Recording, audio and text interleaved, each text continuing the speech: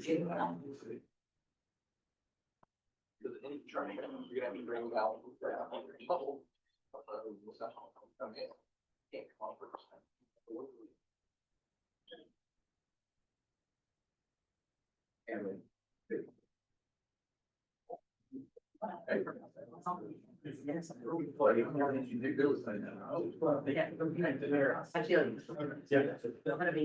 I mean, there's. Here. There. It's bad, like. Sure. The third party, the private state, others do that. Well, they.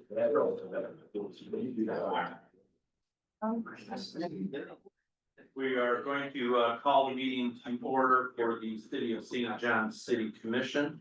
We'll begin this evening with an invocation followed by the pledge of allegiance. So please begin by bowing your heads. Lord, we're meeting today to talk matters of business, and we thank you for the opportunity to serve the people of our city. Give us a spirit of service, reminding us that we are stewards. We ask for guidance and wisdom to help us to engage in meaningful discussion, allowing us to grow closer as a group and nurture the bonds of community. Help us to act with character and conviction, to listen with understanding and goodwill, to be open to others' ideas and beliefs, and to speak with charity and restraint. Working together, may we find common ground and move forward with a shared purpose. Guide us to be the leaders our community needs. In your name we pray. Amen. Amen. Please rise. I pledge allegiance to the flag of the United States of America and to the republic for which it stands, one nation, under God, indivisible, with liberty and justice for all.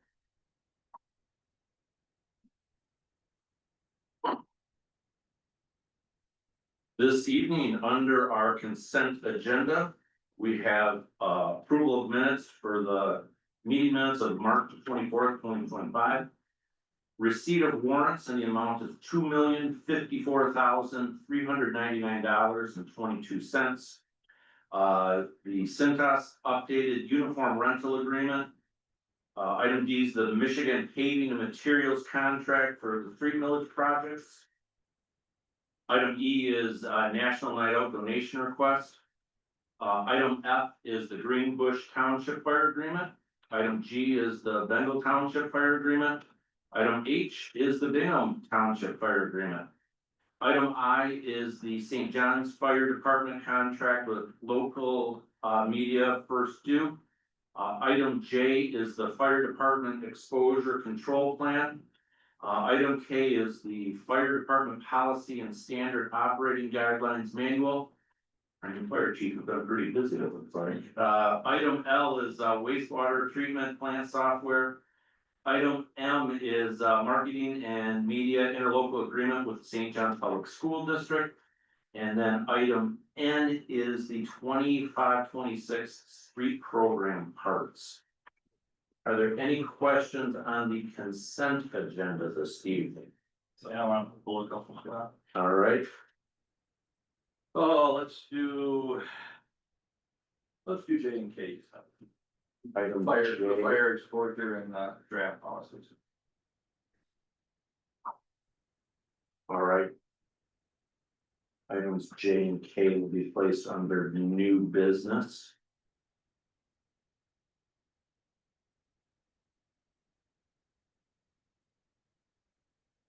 And the end, yeah.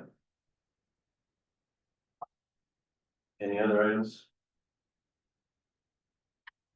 Full acceptance of the consent agenda, as modified. Support. It's been moved, it's moved by Hufnagel, supported by Heiser, that we move the consent agenda as modified. Questions on that motion? All those in favor of the motion signify by saying aye. Aye. Those opposed, motion carries. Continuing on with the approval of the agenda, we do have a public hearing for the Principal Shopping District Special Assessment Renewal. Just note there is public comment for those individuals wishing to speak directly to that item.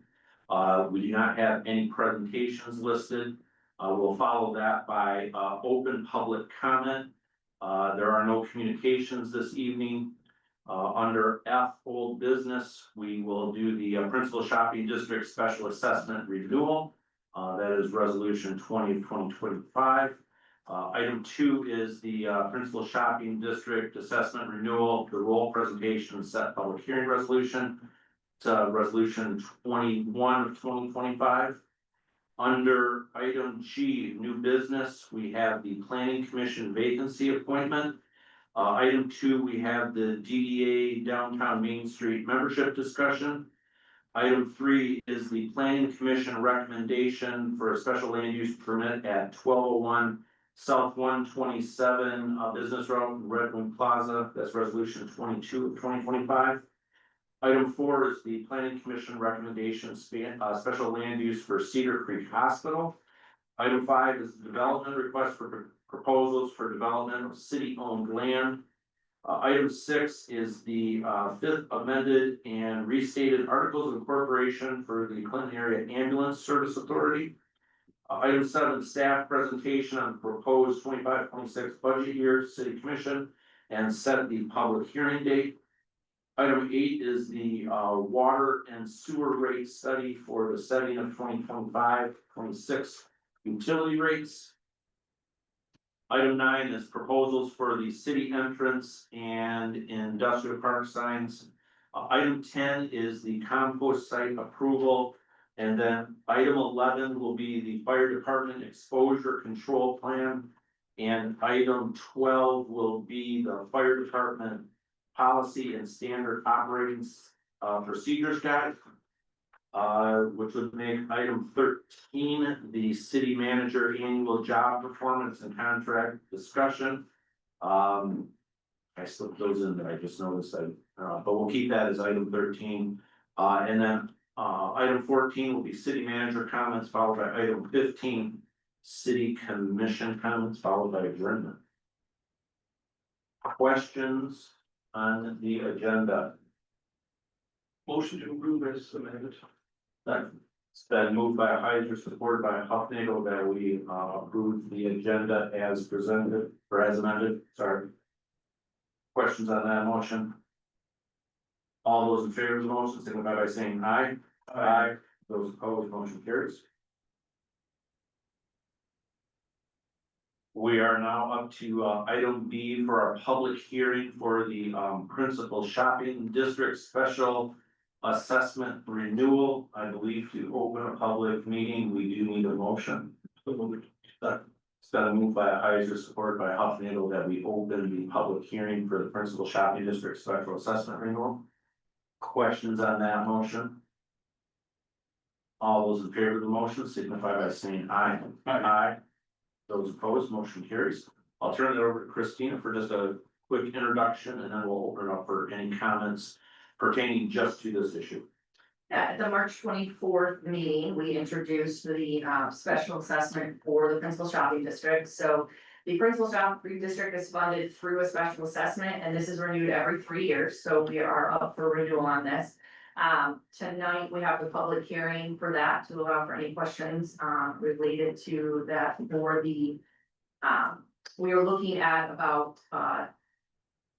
$1,100 increase in total for that. Each location will have an increase of approximately $10. So yes, approximately $10 for each of the different locations on that, so. Good. Any questions of Christina? We will open it up then for anyone wishing to speak to address the issue of the Principal Shopping District Special Assessment Renewal. Want to have any public comments on it? See Heather's here from the PSD, couple board members. Any comments?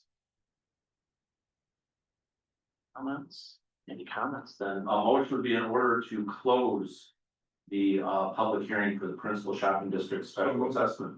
Support. Then moved by Deliso, supported by Heiser, to close the public hearing. Questions on that motion? All those in favor of the motion signify by saying aye. Aye. Those opposed, motion carries, and we'll be taking that up in new business, later on. Would now like to open it up to, any individuals wishing to present testimony. Would certainly suggest anyone, who is coming to present testimony, there's a good guideline in the back of the room on, just adherence to how we do public testimony. But in summary, we allow individuals, 3 minutes. It's usually easiest if you do, wish to speak, simply raise your hand, I'll acknowledge you. Come forward, state your name, and your address. As I said, we give people 3 minutes. Keep in mind, this is our opportunity to listen to you. This is not a time to dialogue back and forth with commission. Just the way our agenda is laid out, any feedback on items waits until the end when commission has their chance at the end of the meeting to respond and discuss regarding any of their comments. And many times, for those of you that are regular attendees, commissioners will reflect and bring back comments, questions for the city and others regarding that public testimony that came forth. Always ask for you to address the issues at hand, and as well to make sure that you're addressing the issues and not persons and personalities would be appreciated. So with that, we'll open it up, and I will also give you a 1 minute warning when your time's expiring. Is there anyone that wants to present public testimony? Go ahead. Come on forward. You got it, Number 7 fiscal year budget. State your name and. Oh, I'm sorry, You got Bob it. Raymond. Thank you. Bob Raymond, 901 West Cass, and I talked to a couple of you guys earlier, and I probably should have went to Chad sooner, but in the West Cass, though, there's the open ditch that never got finished back in the 70s. And back when Randy Humphrey was here, he sent Ron Wagner's backhoe with some high school kids, and they, within a half a day, they cleaned it out every year. After Randy left, it got put on the back burner, and I talked to different city managers and just got, now it's to the point. If, I think Chris went down and took a picture of it, if you see it, it's, everything is felt in there. The trees are coming down, my yard is getting saturated with water. I had water coming through my brickwork of my house this last rainstorm. It wasn't unusual, it was what, 3-4 inches we had. But the ground was so saturated with water, because we get everything from the north end of town comes south. And we're low right there, and we never had, I've been in that house for nearly 50 years, we never had this issue, but it was always maintained, and then it's been getting worse and worse and worse. It used to be, when we moved there in 75, it was about a 6-7 foot ditch, now it's a 2-foot ditch. Full of all kinds of sediment. Easter Day, a couple of my son-in-laws went out there, we don't have chainsaws and that stuff, they were picking because 7 years ago, a tree came down and ferals came in because you guys maintained the property. They took it away. Well, they left the stump right in the middle of the ditch. So it stuff's building up on it. And if you just go down and take a look at it, it was supposed to be done last year. Justin said it was a done deal. It was gonna be done last year. Well, it didn't get done last year. So it's gonna be done this year. Now, I don't trust, I don't worry that something's gonna happen in the city. Well, let's just put this on the back burner again. I wanna make sure it gets done, because if you go down there and see it, none of you guys would live next to what we got. And if you see the trees, they're not only dead, a couple of big ones, 20, 30, 40 foot, they're hanging. So they're gonna be coming down, and we had a tree 5 years ago, came down and went into the Gold property. And I apologized to Al, I said, these are not my trees, the city's supposed to maintain this here. It was so bad, so big, the way it was hanging there, that I contacted the neighbors that said, no more kids could play, because a lot of kids play in the ditch, climb the trees like that. It's very dangerous, and now it's causing a major problem. I just here to say, please don't take it, I mean, everybody runs in trouble at the end. Please just don't take it out of the budget. Should have been done last year. Got it. Okay. And then Thank you. Chris has got some pictures if you guys want to see. I'd like to share pictures with you later. Great. Thank you. Would that one son-in-law be Boomer? I'm sorry. Was that one son-in-law Boomer? Yeah. I wouldn't trust him with the chainsaw either. Yeah. Well, please, I mean, if you go down and take a look, because I know when the budget's cut and we had to cut this, if you go see what's there, it's, He's gonna meet us. yeah, it's a bad deal. You got it. Thanks, Todd. Appreciate it. Anyone else for public comment this evening? Come on. Gordon Shipley, 5975 West 21 St. John's. I'm with the Clinton County Veterans Memorial Committee. And, in May, we're having a meeting down at the Rotary Pavilion about the memorial and stuff. And the city has been down there at the memorial and replaced three, lights on the cannon, which is good, but there was some talk yet about doing some work on the ballards down there, the lights. And we were hoping somebody could, come down to our meeting and help discuss that with us. Dale Brown is our commander of our group. He asked me to just bring that up and see if we can get somebody to come down to that meeting. Absolutely. Can you leave Chad your information? I'm sure we can get someone there. Chad, you. Okay, Justin has it. Okay. You remind me when the meeting is? Yeah, one of them. May. I mean, double check. I think it's May 10th. At noon at the Rotary Park. If for some reason we can't get the Rotary Park, pavilion there, we'll do it right at the memorial itself. Okay. Thank you. And thanks, Gordon.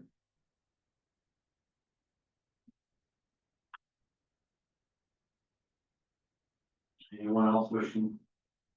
Public comment?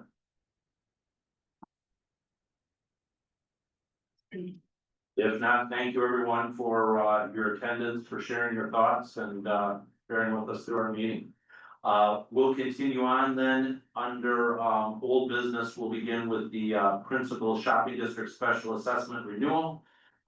This is the resolution of determination, resolution 20 of 2025. Christine, I don't know if you have any additional comments other than what we've given already. Nothing new. If the city commission wishes to proceed with the special assessment, then this would be the next step in that process, which is to approve this resolution, determination, and order the assessor to create the role. It's already been created. It will be the next step. That's I would do. We need to do those separately. We need to do them separate. Yeah. Correct. So if people are so willing, a motion would be in order to adopt resolution 20 of 25, which is the resolution of determination for the Principal Shopping District Special Assessment Renewal. Then moved by Deliso, is there support? Support. And supported by Heiser. To adopt resolution of determination 20 of 2025. Questions, comments on that resolution, Commissioner Heiser? Oh, I'm just gonna indicate that I'm going to be abstaining because of a ownership interest in the property. gotcha, in the district, yeah. Question probably for Christina or Heather. Did the PSD make this recommendation to us, the board? Yes, there was a letter that was provided at the March 24th meeting that we received on March 17th from the Yeah, perfect. Principal Shopping District. Any other questions? Then all those in favor of the motion signify by saying aye. Aye. Those opposed? Motion carries. Next up then would be the Principal Shopping District Special Assessment Renewal. This is the role presentation and setting of the public hearing resolution. This is resolution 21 of 2025. So it's been moved by Heiser. Is there support? Support. Supported by Deliso that we adopt resolution 21 of 2025. Questions on that motion? All those in favor of the motion signify by saying aye. Aye. Those opposed, motion carried. Thank you. Continuing on with new business, first item is the Planning Commission vacancy appointment. Chad, I'll turn that over to you to open this conversation.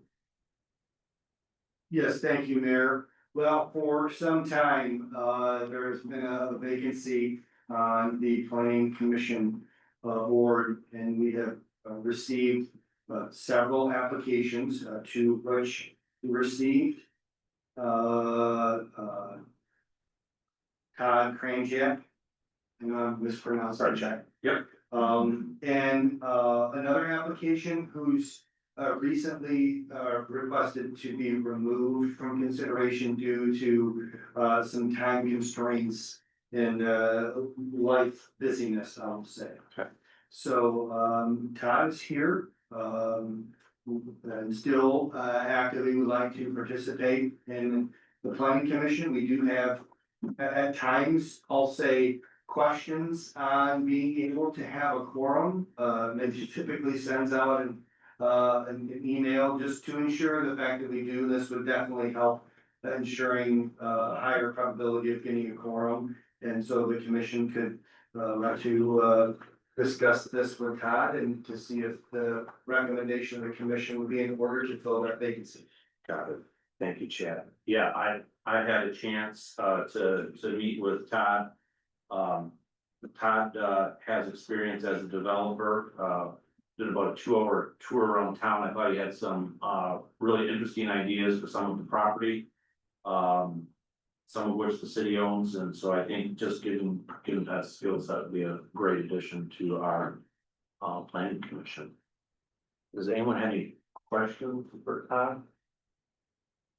Chris, I know you've worked with Todd before too. Got a lot of experience. Then I went through the application, we all did, I was comfortable. People are so Good. If there are no questions, a motion would be in order to appoint Todd Krychek to the planning commission for a term that expires, I believe it's November of 2026, November 2026. So it's been moved by Huffnagel. Is there support? Support. Support by Deliso. Questions on that motion? All those in favor of the motion signify by saying aye. Aye. Those opposed, motion carries. Thank you. Welcome. I look forward to working with you. Thank you, guys. Appreciate this. Next up is the DDA Downtown Main Street membership discussion. As I said, Heather Hanover's here from the Downtown Development Authority Principal Shopping District. Heather, floor is yours. Okay, Is that microphone? does it sound like it's on? Oh, No, there's. there we go. Now, Okay. thank you. Jeez, we didn't hear anyone else before me. I just noticed that. So, we've been looking at a few things in downtown to try and make it take to the next level. We always looked at the heart and soul community, and that's kind of the stuff that we didn't wanna do, but for a long time, we've been a redevelopment ready, and kind of the next step in that is becoming Main Street community. There's a lot to that.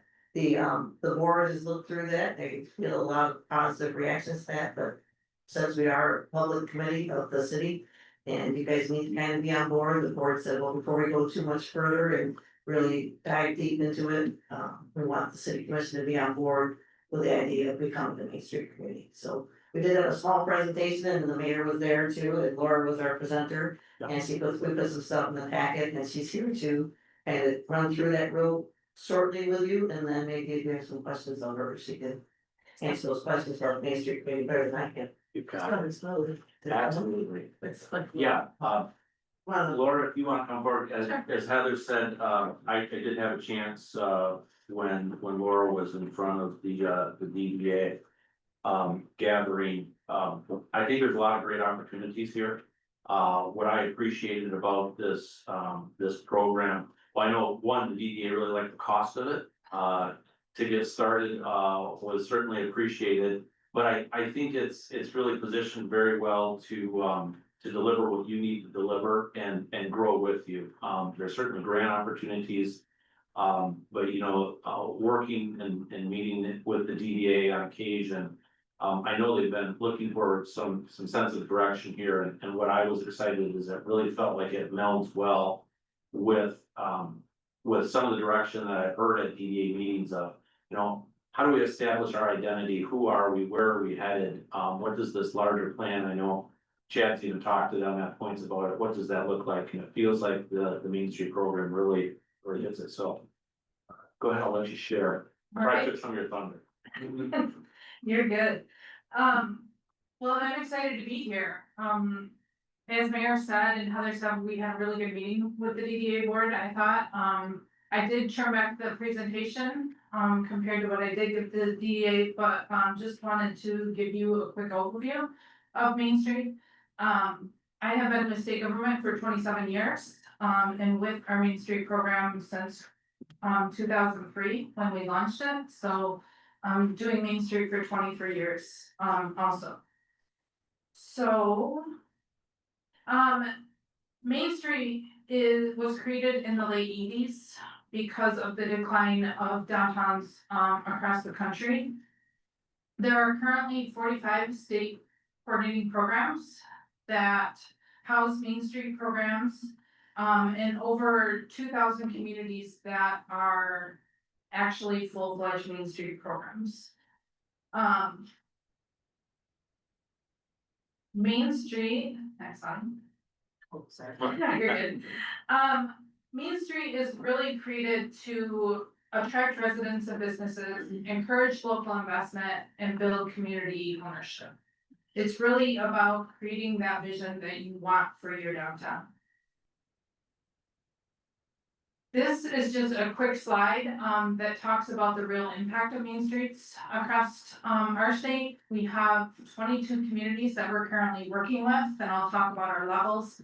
And then 8 that are in the wings of learning or of wanting to join Main Street. So, we have a good group of communities, that wanna come be part of it. But out of all of these stats, besides the private investment and the public investment that happens, really it's the volunteer hours, because Main Street is driven based on volunteers, and so those volunteers that help make those things happen in downtown based on that community vision and what they wanna see.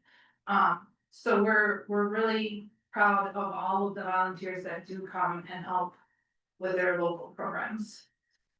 Main Street is really a framework. It's a community-driven economic development strategy encouraging downtown revitalization through historic preservation and stakeholder engagement.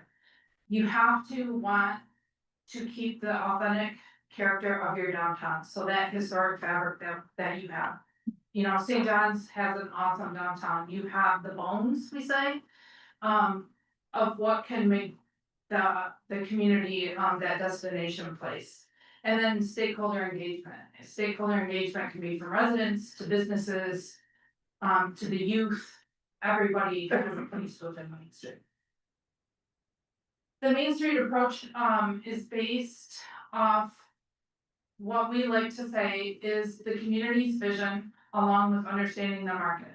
What can the market truly bear within, downtown St. John's? And once we know that, then we can develop strategies. And really this is an economic development strategy because we all are faced with, human, capital and financial capital issues. We really look at what can truly be done. It's not a wish list of a whole bunch of things, but really focusing our efforts based on what that community vision is and what that market is to then help get us there. And then once we have the strategy, we plan our work and work our plan, and then we constantly measure the successes and what we've been able to accomplish.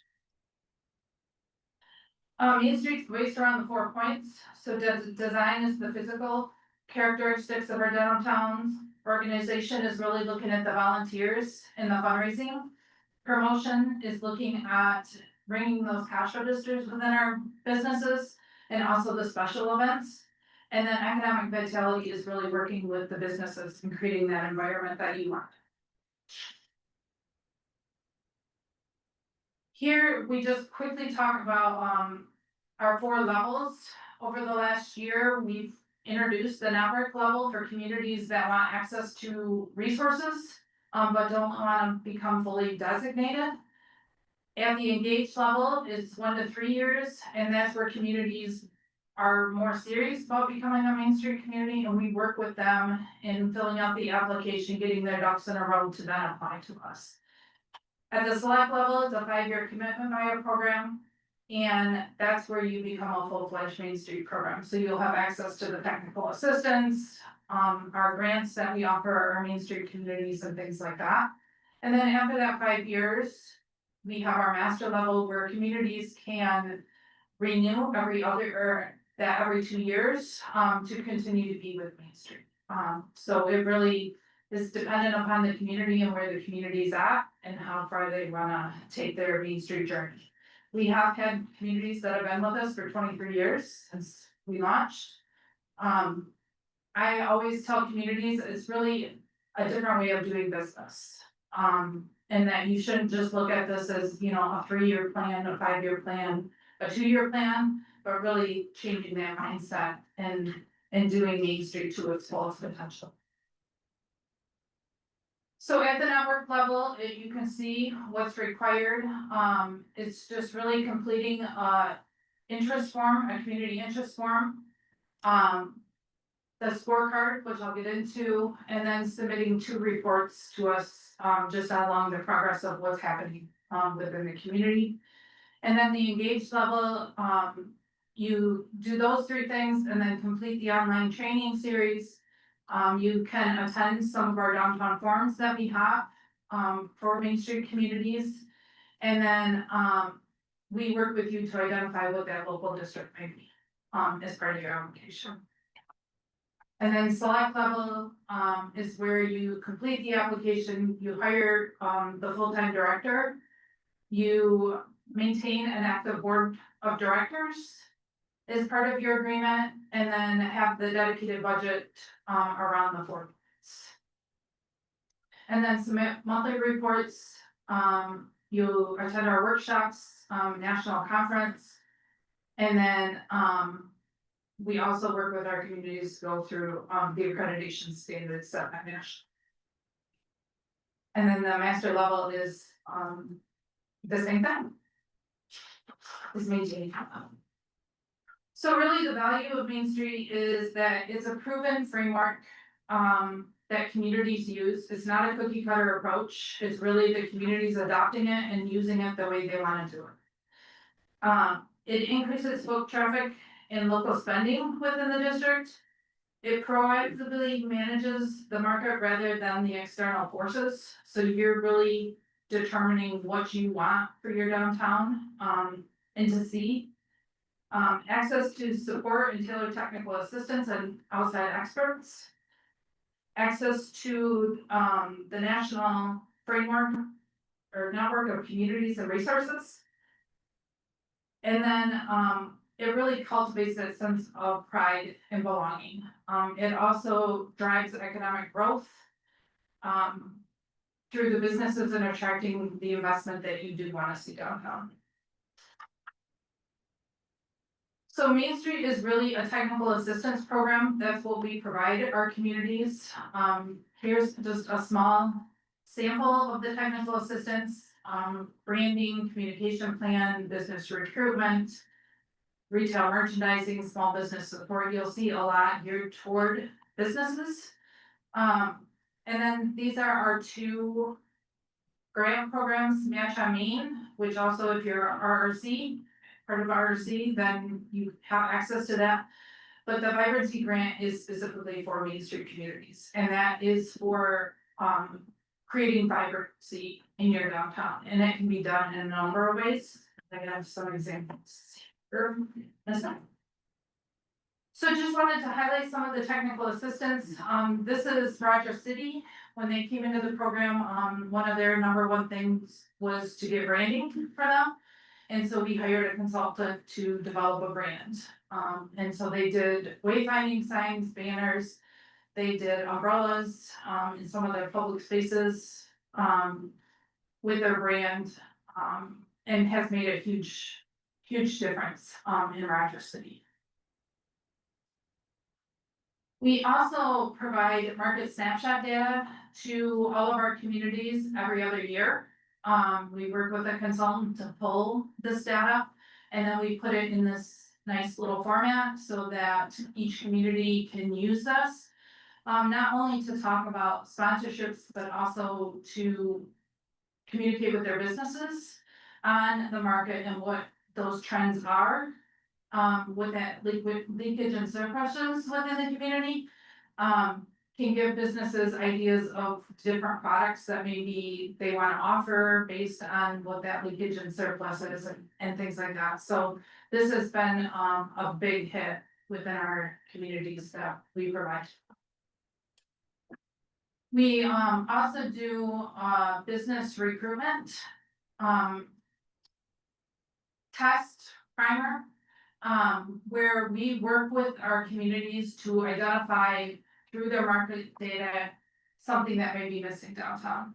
And then having them go through an exercise with a developer, that we would bring in to kind of put them through a test.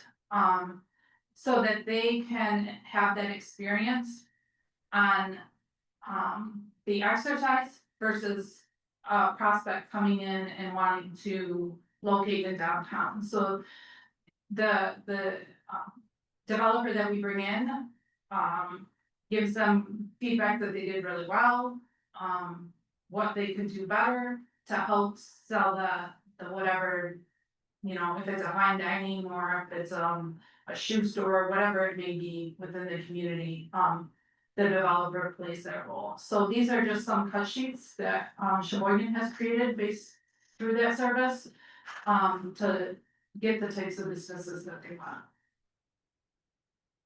Another big part, that we've recently shifted is, telling the story.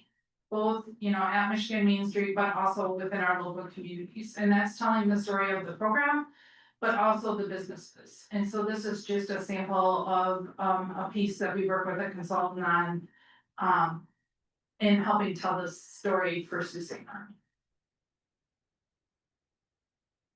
Every year, based off the monthly reports that our communities submit to us, we work with them in developing an impact report, that can talk to, all audiences within the community, and used for sponsorship and also, for the businesses. But this is just a snapshot from Boyd City, in their annual report that, again, we pulled from all the data that they provide us over the year, which has been hugely successful. And then this is just some examples of the vibrancy grant and what communities have used. This was in Lapeer. They used it for signage. They put, chessboards in their downtown to get people down there. They've used it for public art and then trash receptacles. So, they came to us twice. And so these are the two projects that they saw.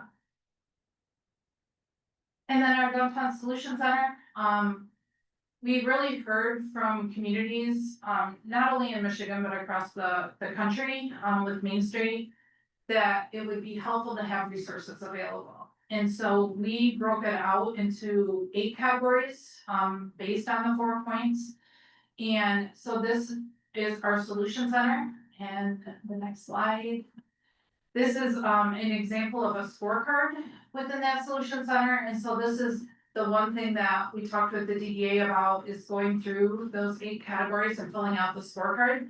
So that the DDA can really understand where they're doing really well, and then where those points are that we could focus on. And so, next slide. This just shows you that once each of those 8 categories are filled out, you can kind of see along the spectrum of where you would be as a DDA.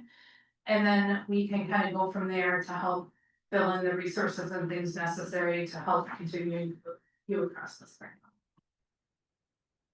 And then that is my team. Great, I know that was a lot of information. thank you. I also provided, a brochure to Yep. in your file, so. Got that. No, I thank you, you know, you hit, some of the big points that I know the DDA, addressed. One, I really like that idea of just that assessment to start, give everyone that chance to really talk about your strengths and weaknesses. I appreciate it too, I know when we talked about this, was, just the breadth of size of cities. You know, you mentioned Rogers City, some smaller cities, that have certainly can take advantage of this, so, that that's important for us, just given our size. And then I appreciate, I know our conversation, you mentioned as you get into that third phase, the need for a full-time director, and I appreciated you just giving us some clarity of how that gets defined, knowing that right now, you know, Heather's not a full FTE, but we certainly have other supports through the city, whether it's Christina doing, Chad, playing a role that we can work with you on just how we get that full-time initially defined is very helpful. For sure. Questions by anyone? Mr. Mayor, I got a question, just relating to how does the board that you described relate to the PSD and the DDA? You know, right now PSD and DDA is like overlap, basically, right? Mhm. So are we talking about something similar to be created, or is this something separate from it that would interface, and how does that actually work structurally? Yeah, so that's a great question. In Grand Haven, they have a DDA and a PSD. And so it's just one and the same. The PSD funds are used for the, communication, marketing, of the downtowns and the businesses. And then the DDA kind of, takes on the other responsibilities. I think it really like, would it be the same board, cause you need Right, the it's Main Street separate board, board, or- I think, Oh, no, the Yeah. DDA board It'd be the same transport I into the Main Street. so we'd have 3 roles there. Gotcha. Yeah, a lot of communities that do become Main Street, they will say, DDA Main Street. So that, yeah, it's just one and the same and they operate, you know, one and the same kind of a thing.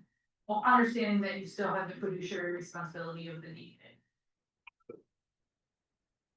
Mayor, another question about, any discussion about what kind of, city staff time might be necessary on the front end? Is that something that Heather, the board has talked about, or that Laura, you put out there as far as what kind of expectations there might be from staff to assist with the process?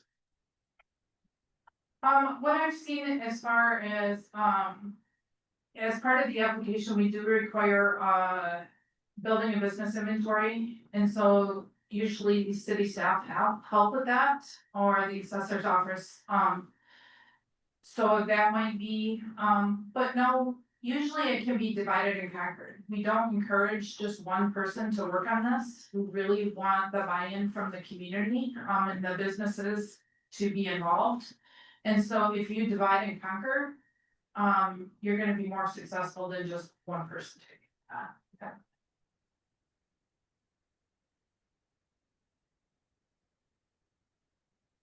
Other questions? Sure.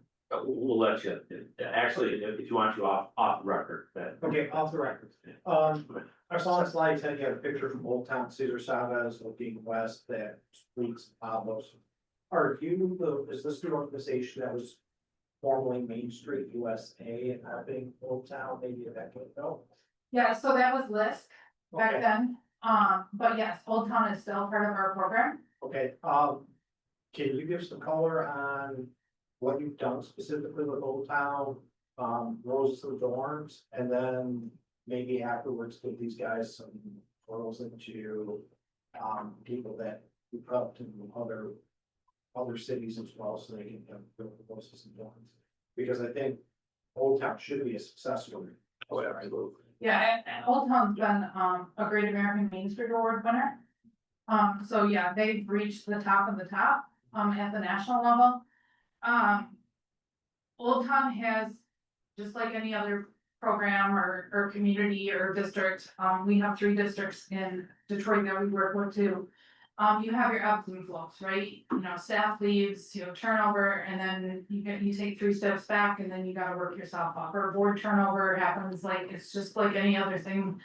But Old Town has went through a big transition recently, where we're actually, one of the biggest services that we do offer is the Downtown Futures, and so we're gonna be launching that with them this year. And, we're gonna be looking at specific parcels within Old Town as to the type of development that the community wants, or that district wants to see on those parcels. So, we're bringing in an outside, landscape architect and, one of our consultants to work with them. But we've done, fund development with Old Town and really helping because they're a nonprofit organization, they're not a DDA, and so we've helped them look at different aspects on how to fund development, as a nonprofit organization. We've done a number of things, with them over the years. So when you bring in a landscaper, is that at your cost or is there no cost to the city then? No, that's in our. Thank you. We got a good offer, and I'm glad to see this moving forward. I know Heather's been a champion of Main Street for a long time. Gone to a lot of conferences, Main Street conferences, et cetera. And I feel like the downtown has really advanced from where it was in the 1980s. And it feels like having this kind of a structure and these supports would help it to get to that next level. So I'm really excited about the possibility of having this as a focal point in the TA. On top of it, I think it's just an outstanding opportunity for us if we collectively want to be move up to that next level. Having a structure like this is going to be essential at the beginning. I completely agree. You know, we've got a lot of great minds around that table. We go to DDA meeting. I think this kind of helps them package and put together their plan going forward to make that vision. Good. If no other questions, thank you for coming. Heather, thanks for bringing this forward, and look forward to partnering with you on bringing Main Street, Michigan, a reality in St. John's. Thank you. Thank you. Thank you.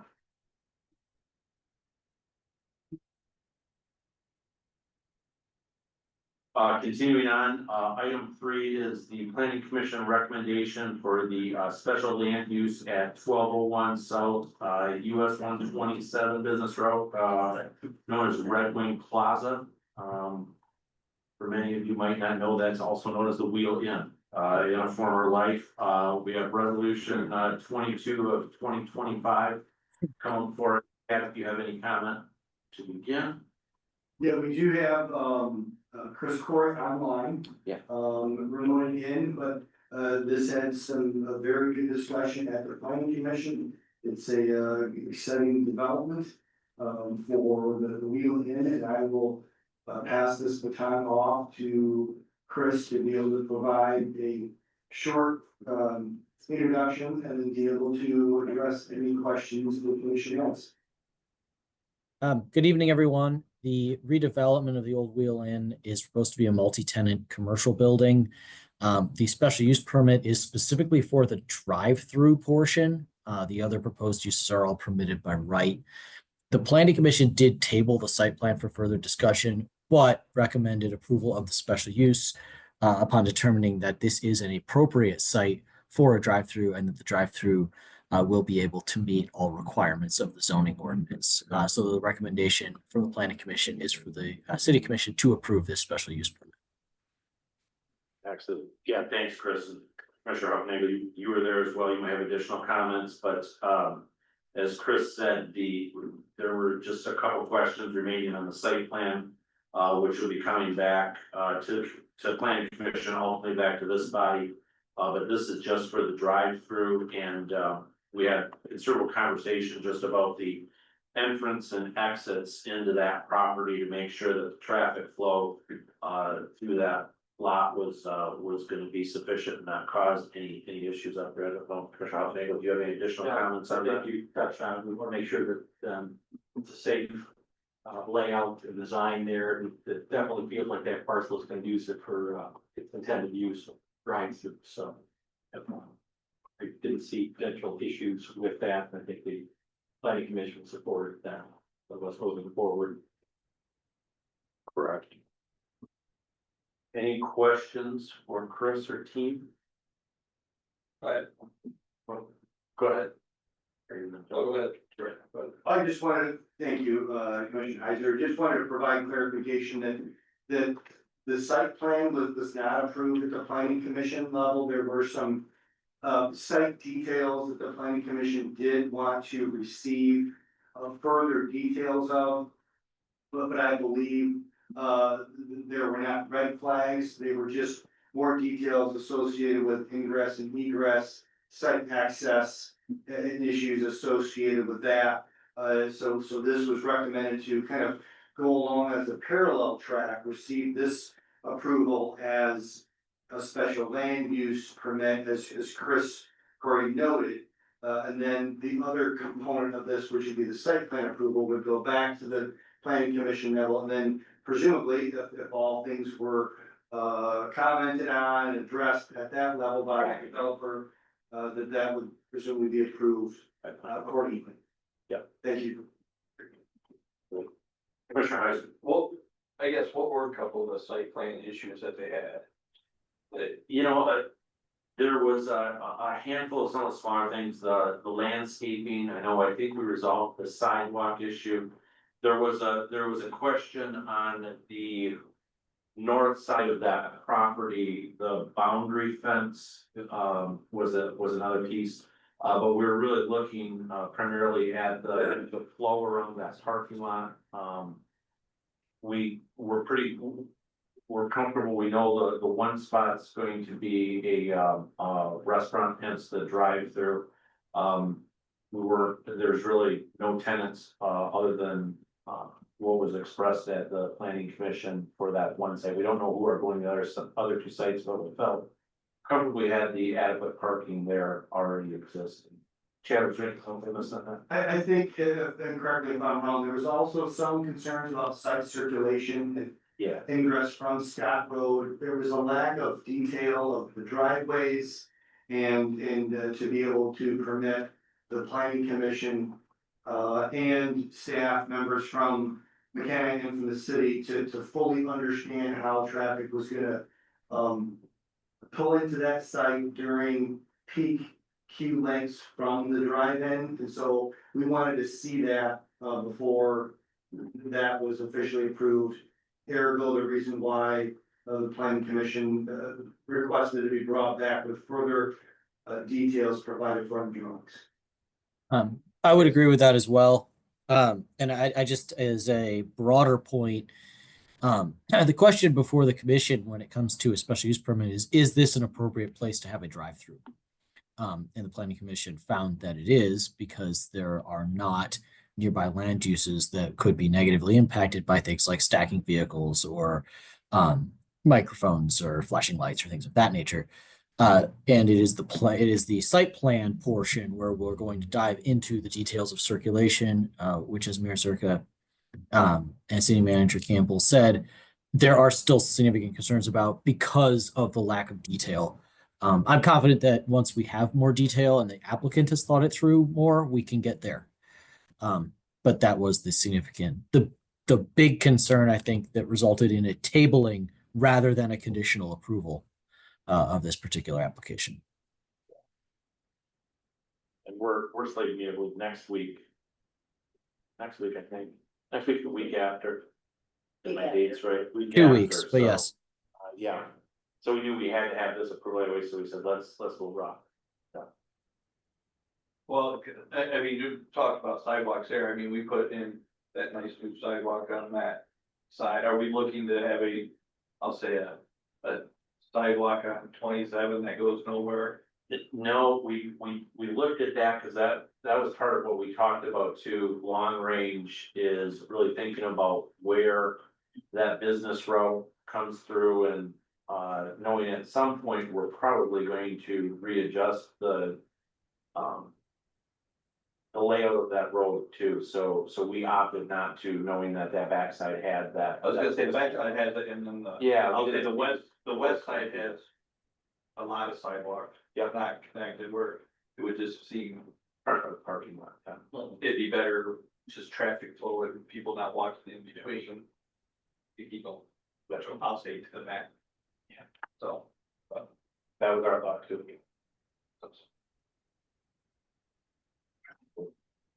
Other questions?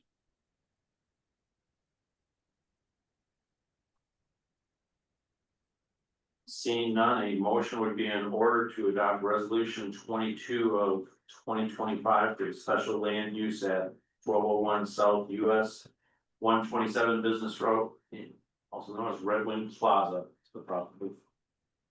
So, support, moved by Huffnagel, supported by Heiser. Questions on that motion? All those in favor of the motion signify by saying aye. Aye. Those opposed, motion carries, thank you.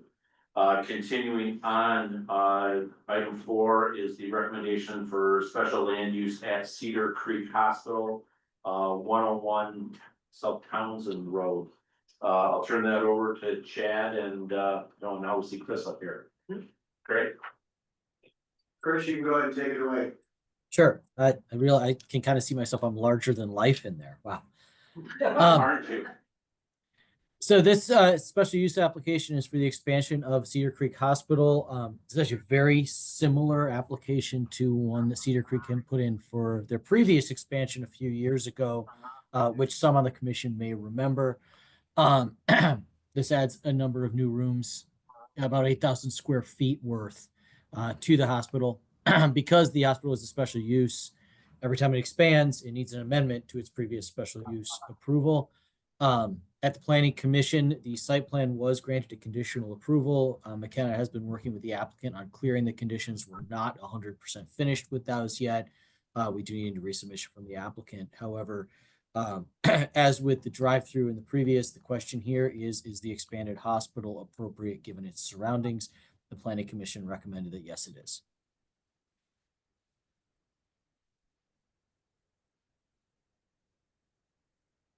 Any questions on planning commission recommendation?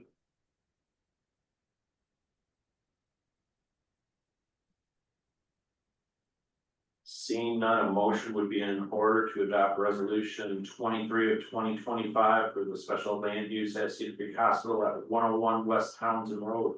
So moved. Then moved by Heiser, supported by Deliso. Questions on that motion? All those in favor of the motion signify by saying aye. Aye. Those opposed, motion carries.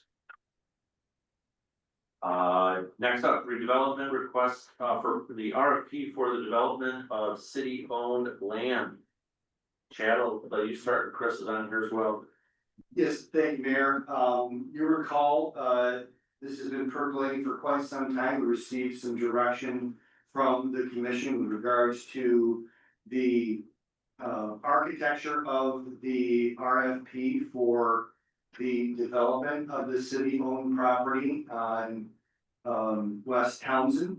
And McKenna has developed this first version to be able to understand some of the content of that, to be able to gain some guidance from the city commission. Pending approval and comments, we will then issue this document for receipt of request for proposals for the planned development of this property. Great. Questions on the draft concept of the RFP? Oh, see Chris. Sorry. Chris, did you have comments? My only comment would be to further the point that the R1 zoning district is specifically referenced in the RFP as was determined by the city commission when we previously discussed whether this parcel would be rezoned. And it says very clearly that the city is will not consider any proposals that are not in compliance with the R1 district.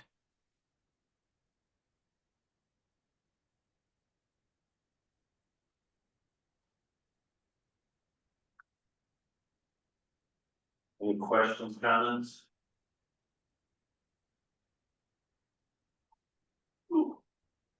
Oh, there he is. Commissioner Heiser, I'm sorry. It talks about here the development objectives that, you know, we would contribute to the project of constructing County Farm Road at that point. Have we done any cost analysis of how much it would cost us to realign County Farm Road? And I guess that goes to the aspect of if we're realigning and putting a lot of money into that road with other streets within towns, the town needs, you know, to be rehabbed correctly. we're creating this, is that good use of our street dollars? Yeah, I think there's sale of property, what, yeah, is there good ROI? That's what you're looking at. Yeah. Chad, go ahead. It's a good point. I think that's certainly something that, you know, and could be included in what would presumably be a development agreement. With regards to what incentives, if any, would be offered by the commission. Sort of that could be one of them. There could also be, you know, utilities involved in that. That could be architected based on the responses. That certainly could be taken out. If the commission so chooses to limit that and then wait for the ask. We do know based on comments, I believe both of the planning commission and here, that there has been some concerns, rightfully so, about the alignment of those two streets pending development and additional traffic loading at that intersection. So something that we certainly wanted to place in here as a discussion point, as a possible incentive, but to answer specifically Commissioner Hyder's question, we have not done a deep estimate of what that cost would be. It is not, I have seen development agreements handle both ways. One where the city does participate in some of the street costs and or utilities, and others, they are just receiving the benefits of the development itself. Another aspect that the commission may want to take into account is the present condition of County Farm Road. It was a dirt road. And if a developer is going to build houses that front along that road, it's going to have to be upgraded to a paved road with curbs and sidewalk. And there will be cost to that as well, which would be part of a discussion or negotiation potentially as to whether the developer pays for that or the city. And the cost for that, in just estimating, is unlikely to be dramatically lower than building a new county farm road in the realigned right of way. So it's a decision that hasn't been made yet, but I just wanted to make sure the commission takes that into account.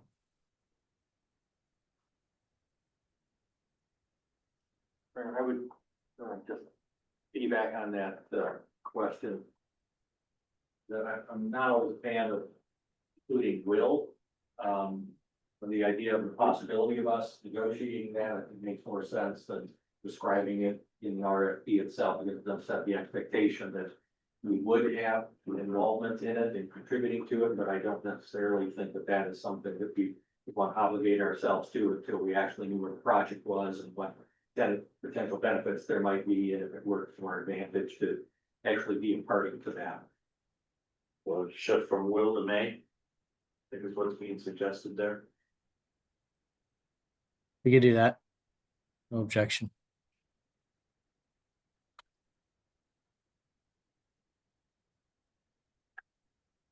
Other feedback?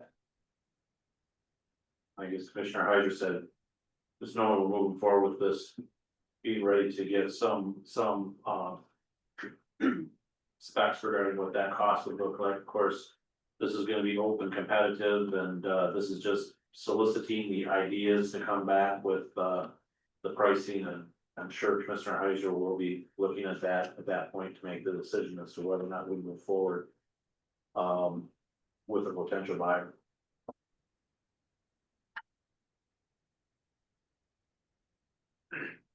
Any other comments?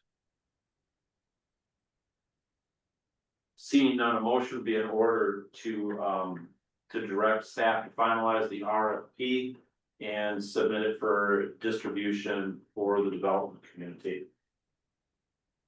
So the move by Lisa, is there support?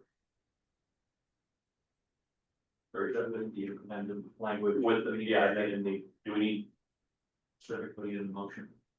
I don't believe so. I think we've given feedback. Comments, yeah, I think that'll be fine. Second. Questions on that motion, knowing that there's some tweaking to be done here before it gets finalized, but this gives staff ability to do that and then move forward. No question. All those in favor of the motion signify by saying aye. Aye. Those opposed? Motion carries. Thank you, commissioners. Thanks, Chris. Thanks for joining. Absolutely. Thank you.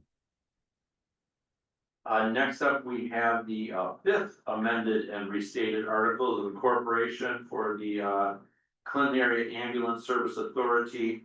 I know it says Brad Gursky down, but he said Ed Thalen is here to represent the Ambulance Service Authority. If there are any questions, he's been instrumental in getting these redrafted. Ed, do you have any comments? I think the biggest change that we did note in restructuring the board is that the city will have one vote moving forward. Really. And that's fair to everybody else. We did it at the time by whoever was there longest, and because the city was so much larger, we got two votes. Brad and I had talked and we're like, one is fine, and there's some definite possibilities of moving south with things going on with other ambulance services. We don't want to set a precedent to say, okay, St. John's is 7,500 people, you're 15,000, you get 4 votes. We did not want to have that going forward, so that was big measure to get that out of there. Right. Yep, that would open up that for expansion. And note there was a new copy sent earlier today that is in your file server. We had a chance to look at that. Chad, go ahead.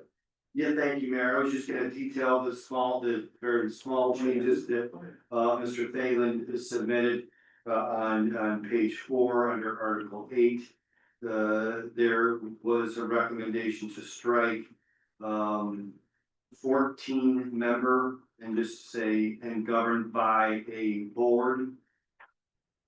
The second change was on page Article 4. Article 4 under purpose, strike the word emergency under the second line, so that would read in other health and safety services. That just, Lynn had briefed us on that last time, some of the newer services coming forward. Community care medicine is gonna fall under there, and that's not a true emergency service. Correct.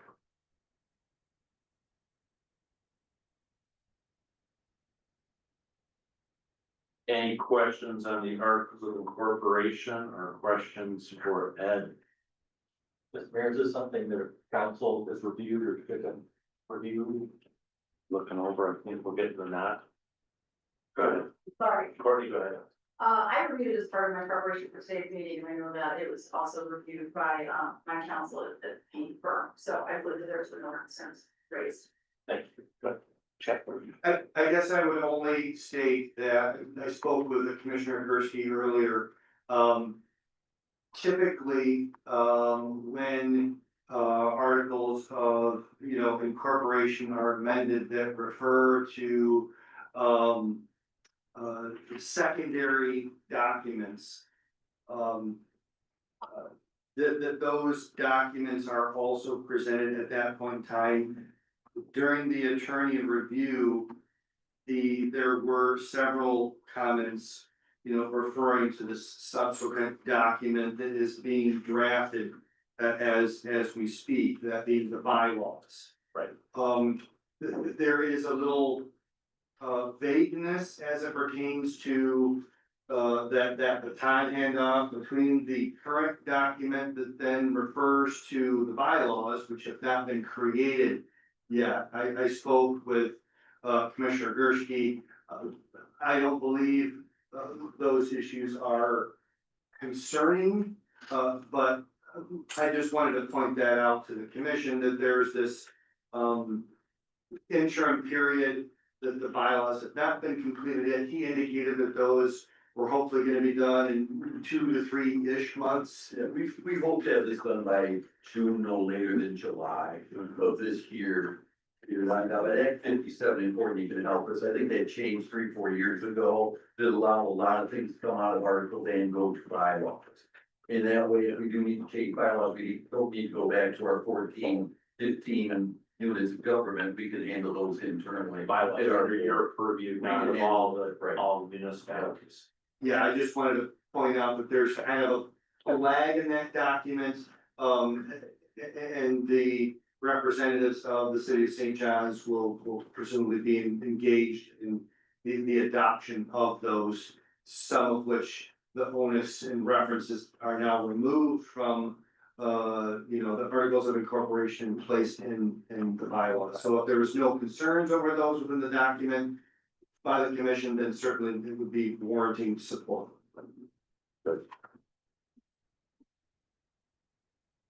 That brings us to a process question, and if these are adopted, which of our elected members will be vacating their role? How that goes, Commissioner O'Neill, it has to be an elected official, it has to be the board member.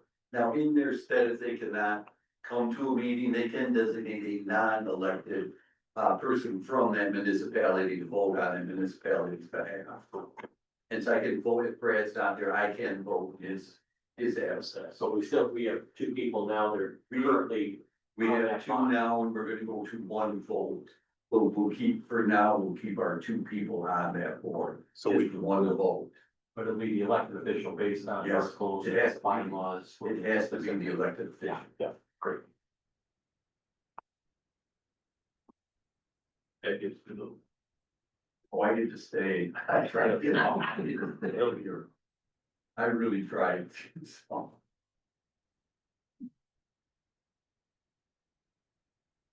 Any other comments on the articles of incorporation as amended?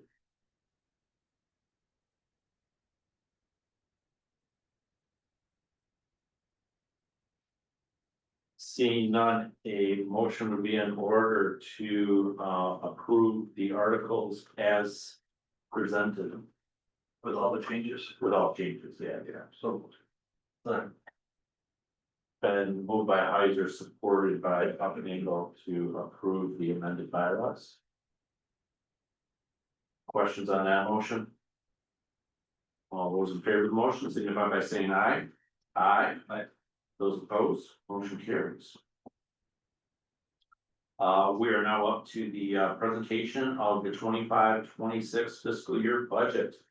Chad and Christina, I think you two will take it away. Yes, thank you, Mayor. Very excited to present the budget to you this year. First, before I forget, do want to commend and thank Christina Kinney and also Mindy Seeley for their work on the budget, and in particular, Christina working with brand spanking new software that is wonderful, except when it's not. We're working through lots of idiosyncrasies with the software and issues that we are still working on, but I think I'll speak for the administrative side. We're very excited about the presentation, how the budget looks. This is certainly our first version of that, and look forward to future years of continuing to use this software, both as a transparency document, as a public facing document, but also the ease of which it is to communicate salient and important points of the budget. I will only do a high flyover and then throw this baton over to Christina. I didn't feel, as in my executive summary letter, talk about where we're going. Sometimes we have to talk about where we've been. We've secured funding and finalized the design for the region's premier university accessible playground, which the first delivery of the playscape happened today. So we're very excited about that. We hired our first full-time fire chief and established a new marketing and media coordinator role in partnership with the St. John's Public Schools. Additionally, we've implemented resident-focused software to proactively share community announcements and have adopted a modern budget platform that presents our financial priorities with clarity and accessibility. The key and focus in preparing for the operational and debt service costs with transforming the soon-to-be Wilson Community Center is accounting for the debt service with that, which has caused us to make some structural changes in the budget to ensure that sustainability for now, until I think that facility gets on and continues to become what I would hope to be this regional facility with regional funding that we will be continuing to work towards. for that facility with our regional partners. We've also initiated what I would like to call savings accounts for some major city assets that Ms. Kennedy will detail as we're going through the budget. A part of the responsibility shifting for the Wilson Center debt service is scrubbing the CIPs that were submitted for approval by the division and department heads. There were many CIPs that were not recommended for approval of the commission, and you will see that moving forward in the line in detail, which, Ms. Kinney will detail as necessary, and as time allows, as we continue through the presentation. This year's general fund budget totals just over 5.6 million, with an all funds budget total of just over $21 million. We're very excited about this presentation, the budget, and what exciting things that we'll have as part of this roadmap to action plan, which was included in there, and what we hope to accomplish pending your approval of the budget. So with that, Christina, take it away. So I pulled up here for everyone to see, this is the digital version of the budget book. So this is similar to what will get put out there for the public to see. And so it's giving you that. You were also sent the item line detail that is not on here, but that is for your, as commission for kind of your look to be able to see the kind of the detailed numbers that make up each department. But I just kind of want to walk through this a little bit, and then as we get into the fund summaries, I'll go over in a little bit more detail the budget itself. But we obviously got the nice looking cover, and then we put our GFOA award in here. There is a reader's guide, just a small little comment about understanding how to read through this document. And then it goes through, you have the letter from the mayor. Our basis for budgeting, we're just trying to, might do a little bit more of this, trying to put pictures that fill some of the spaces that come up so that everything is kind of full and has some different pictures of things from around the city. Then walks through our budgeting process and what that is. Our demographics, so this demographics information is all pulled from ClearGov. So ClearGov provides this, they keep this information updated, so this will update as time progresses, so it keeps all of the information in there for the residents to see related to population, household, what our community looks like economic wise. Also included is the organizational structure. We have put together our organizational chart. Easy to read. First time it was quite small. We had to read it to read it. I would say, if I can also want to thank Olivia Kuhn and Emma Brown, who worked in also on placing pictures and some of the bodies of the different sections in here. So they did a great job and really helped team out in working on this heavy lift for this project. There's a section on the history of St. John's, just giving just a short brief history on the city. Then we have the executive summary that Chad was referring to, which is a letter put together from Chad to the residents. It talks about our strategic plan, includes our roadmap to action that we worked on as part of our strategic plan. Also within the executive section is the list of our department heads, and then what our budget timeline was for this calendar year. See that? Moving on is the budget fund summary overview, and so this is where we're gonna walk through a little bit in more detail by fund. So please stop and ask me any questions as I go throughout each section if you have any more detailed questions or anything that you would like answered. Looking at the general fund, we had an overall decrease in our revenue of about 5% and an 8% increase in expenditures. So on these graphs that you're seeing here for each of the funds, you'll see the 22, 23, and 24 is gonna represent what was budgeted and then what the actual amounts were. For 25 and 26, I guess they have the actual, but it's just gonna be your actual, so like to date, basically, at the time in which I imported that data in here, so. The hours will be up to date, you're gonna want to pay a little bit more attention to the, the budgeted revenue and the budgeted expenditures, and so. The interactive is kind of cool, you can, highlight over them like I'm showing, you can also go over this, it will show you those numbers actually too, which is nice. Moving on to the revenues related to the general fund, it's gonna give you the 5-year comparison of the revenues.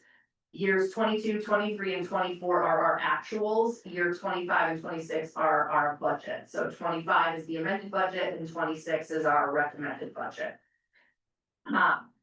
Looking at the revenues, just wanna kind of point out a couple of things. So our revenues are estimated to be down about 282,000, and this is primarily related to that use of fund balance. So last year we had about a little over $500,000 in the use of fund balance, which was to be using that surplus of the ARPA dollars. So you don't see that in the current year, so that's where you're seeing a reduction. We are seeing about a 5% increase in our property tax revenue.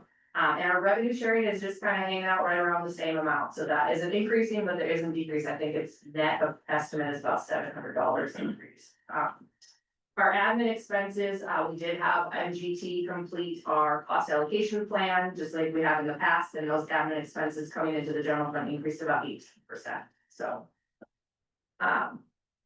Moving on to, they do break down also in here another chart, kind of a donut chart here that is just the current year's amount, and it's broken out by department, so you can see those, what percentage makes up our revenues in the general fund by revenue source. Moving into the expenditures by department, the expenditures. Page, sorry, again, it does the same thing, shows the 5 years, and then where we are with the current year. I just kind of want to walk through each department to point out some of the items in the general fund. I'm going to start with the legislative department. The legislative department expenditures went down about 15% or $94,000. A lot of this is related to elections, so we don't have any large elections coming up in the 25-26 year.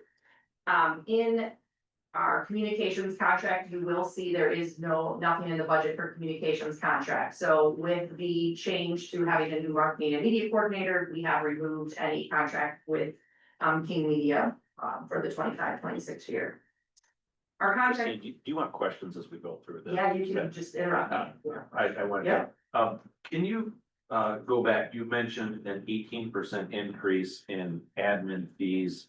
Come back into admin. What was the driver of that? It's and now, and I can provide that document to everybody, so that was done, it's just, it takes a look at. And it does a cost allocation based on payroll, number of invoices paid, there's multiple factors that are used. And then they go through the general fund expenses and it was all done on the final audited 23-24 numbers. Okay. Is what they use when determining. Yeah, you can send that. Yep, and I can send that MGT report to everyone. And expand on. So after our finance meeting, we, it was discussed a little bit, like, some of these costs that are going into this report. Do they really carry over to the departments that are funding the admin part of it? So did staff drill down and really say, does community development or planning and zoning really touch? I'll say the solid garbage fund. I'm gonna say solid waste. Has staff done any of that analysis? Because to a point, we're lumping a lot of extra costs into the general fund in the last 2 or 3 years. And that's causing stress on other funds. So you asked a little bit about why it's gone up.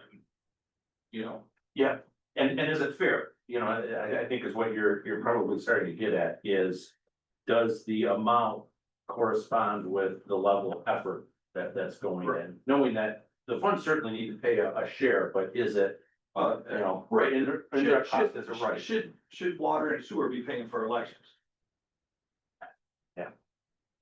Function of the city, we consider, yeah. That's just. Yeah, what is an allocated shared cost? Do you need elections to run up? I probably. You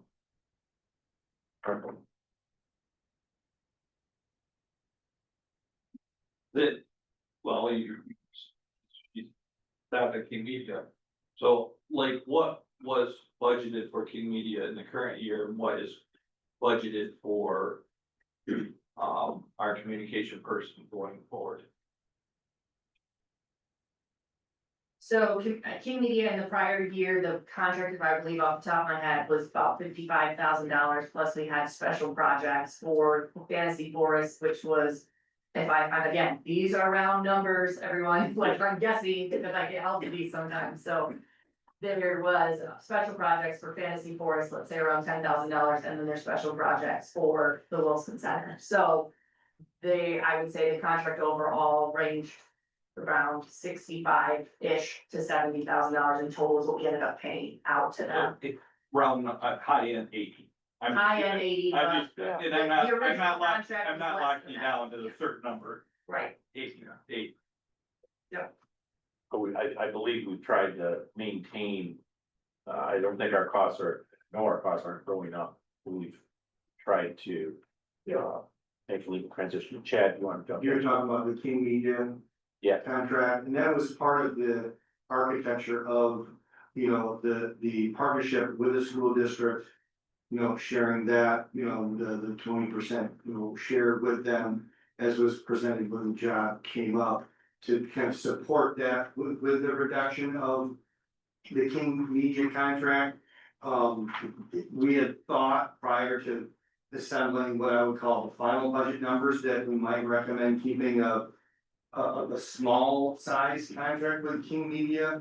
But fully understanding Russ's capabilities, and with the experience of the existing team members here, we feel that we can, put together, I think, an acceptable amalgamation of services amongst many city staff that was offered by King Media.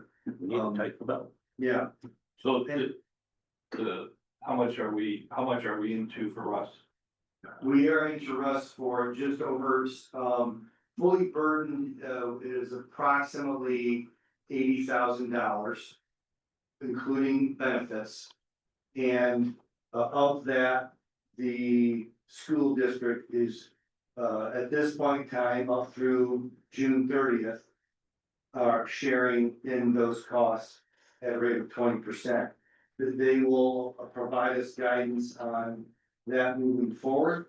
We have fully budgeted in the FY 25-26 that position with the city. If the school district does continue the partnership, that will just be an additional revenue that the city will receive to support funding of that position. I think if you go to item M in the consent agenda. Oh, yeah. Okay, yep.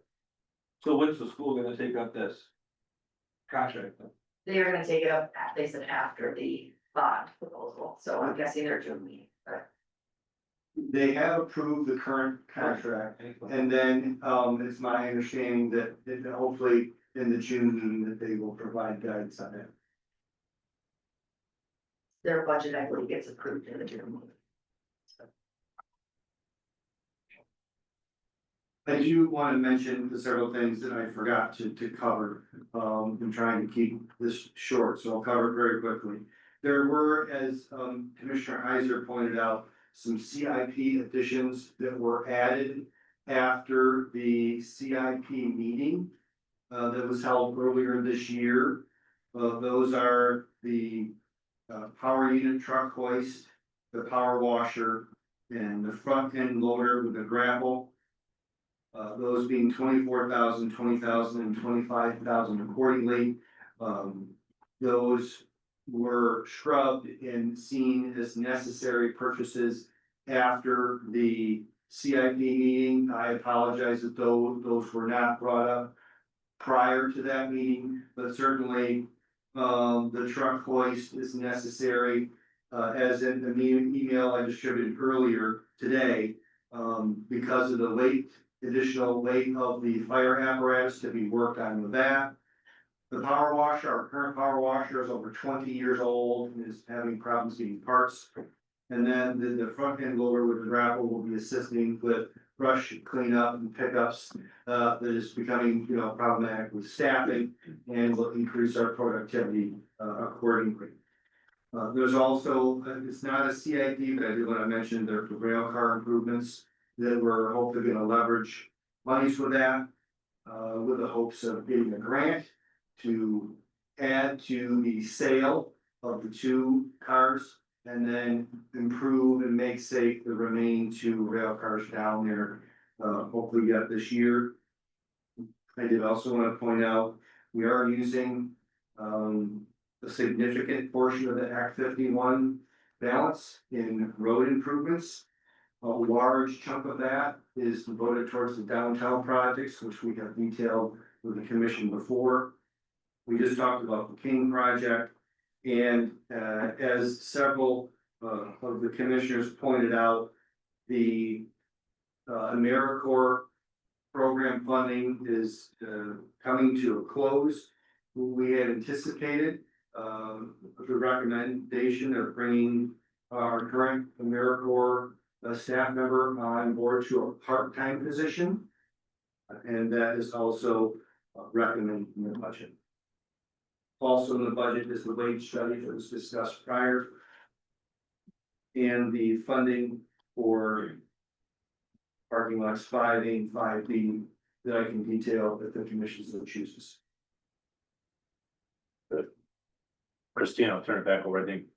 Mr. Mayor, I can't put a point of clarification. We talked about the split on Russell's position as being 80-20, but in the guidance that we received as a package, the 70-30 split. Go to 70-30. Yeah. Essentially like 1 day a week. Yeah, so I just want to make sure we were. I thought it was 60-40 when it started out. No, it was never that much. No, It's about 1 day a a week. day and a half. 8 hours. Consistently a day and a half, 12 hours a week. I think we agreed, we said. I think we agreed, we said we'd come back, reassess at just that division of labor. Yes. Yep. See where it's working.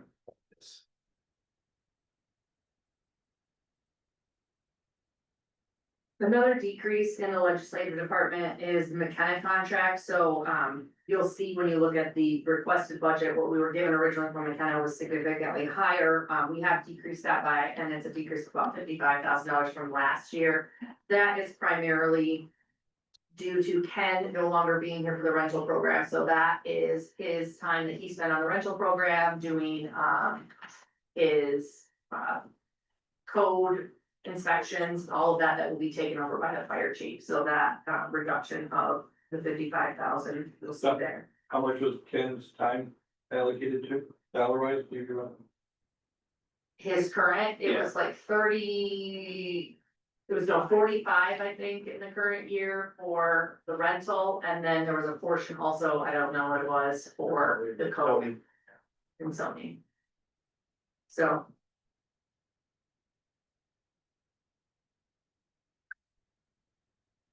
They were taking into an account when they first requested, the requested line, their original line was reducing Ken, but not completely removing him. We completely removed him starting July 1st. I think there's plenty of time for that transition as he's currently working with Kevin to get him transitioned over. So that should all be up and running by July 1st.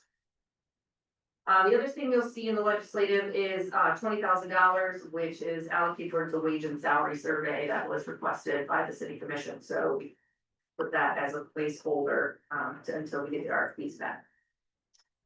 Moving on to the administrative department, you'll see administrative had an increase of about 10% or 125,000 in the administrative department.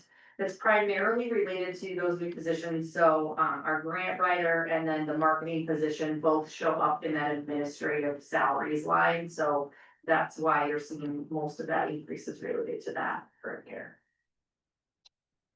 Police, there was not much change with the police, it was just about a 1% increase. We'll talk a little bit more about police when we get into the capital purchases and things that were not done on the capital side. Christina? Yeah.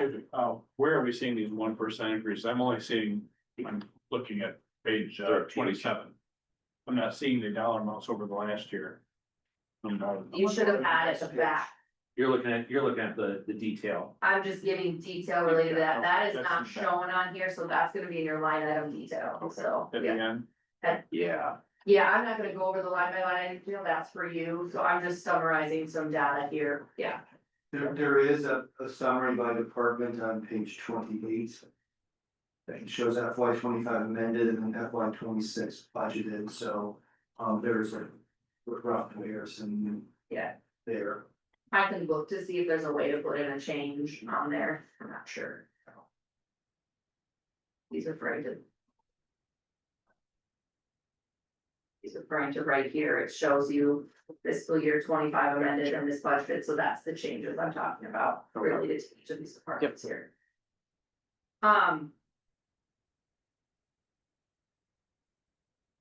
DPW, there's really not much of a change in the total, I did just kind of wanna talk through a couple things, just to let you, you'll see in there the depot doors that we, removed doing those, that's actually because we're gonna have money left over in our budget this year for depot improvement, so we're hoping to replace the doors with the remaining amount left in the current year budget. We also, Chad mentioned this, the CIP for lots 5A and 5B, our portion of doing just a mill and fill related to lots 5A and 5B is in there. And then we did, one of the CIPs that was not, moved forward to the recommendation was for a block post and black decorative fence at lot 6. Moving on to recreation, that increased by about 18% or $33,000. That's mostly related to the new recreation position, which is our AmeriCorps member, bringing her in at a part-time position. For the Parks Department, that had a decrease of about 34% or $60,000, and that is mostly related to the way in which wages were allocated. So with the ClearGov software, we were able to do all of the wage allocations through the software. Typically, I would narrow down to like small percentages for every single department. I did not do that for this, we went more in a larger sum, so this percentage here, this percentage there. So you'll see the wages in DPW went up slightly, the wages in parks went down slightly. When the workers, depending on where they actually work, that's where it will actually get charged, and we'll do mid-year adjustments as necessary for that, but it's all pretty much in the general fund, it's just kind of allocated differently too. Christine, you mentioned the part-time addition in the recreation department. But that's also serving Wilson Center, correct? So is that allocated over, or are we absorbing that as part of rec? It's all right now in recreation, we could allocate a portion of it over to the Wilson Center, it's all general funds, but, cause the Wilson Center is technically a general fund. Chat, right? Yeah, that's a good point. I think right now, our intent was to budget fully for this under recreation, noting that the programming of that is starting to happen right now with the hopes of that facility being open in first quarter of 2026. We will be bringing back a supplemental budget appropriation, with rental fees and everything for the Wilson Center is kind of a standalone package, and I think at that point in time, we can elect to rejigger that a little bit, at that point in time. We're not gonna make money, we're gonna end up paying for it, so it's, Correct. what we cover. Yeah. Well, just going, not making money, Parks and Rec never making money, it's a quality of life. Yes. Right. Thing for the community, I get that. But there is a fine balance of providing a service and having individuals pay for that program. Has, city staff gone through and figured out what, I'll say are the real losers to the program that maybe don't get a lot of participants and cost us a lot, or do we have, these high participant programs that maybe do cost us a lot, but we do have a lot of community involvement, which is what we're always, I was gonna say, what Parks and Rec are shooting for is having high quality programs that have a lot of people involved, and if they cost us a little bit more, but you get a good, I'll say, involvement in the program, it's a good thing. But if we're doing programs, that are not being utilized but are still costing us money, are we analyzing those programs on a year-to-year basis, especially now as we transition to the Wilson Center, maybe looking at new offerings at that point? Are we looking at the overall cost of our Parks and Rec program? Because within the detail itself, you're not gonna figure it out. Yeah, I know Chris, for this body, when we approved Wilson Center, we talked in depth about making sure we need to put a business plan together. And we're probably at that point now, knowing in just under a year, we're gonna be opening the doors, so to have that business plan in place, start to price things accordingly. Knowing what our commitment is versus, what that community is. Chad? Yeah, the simple answer is yes.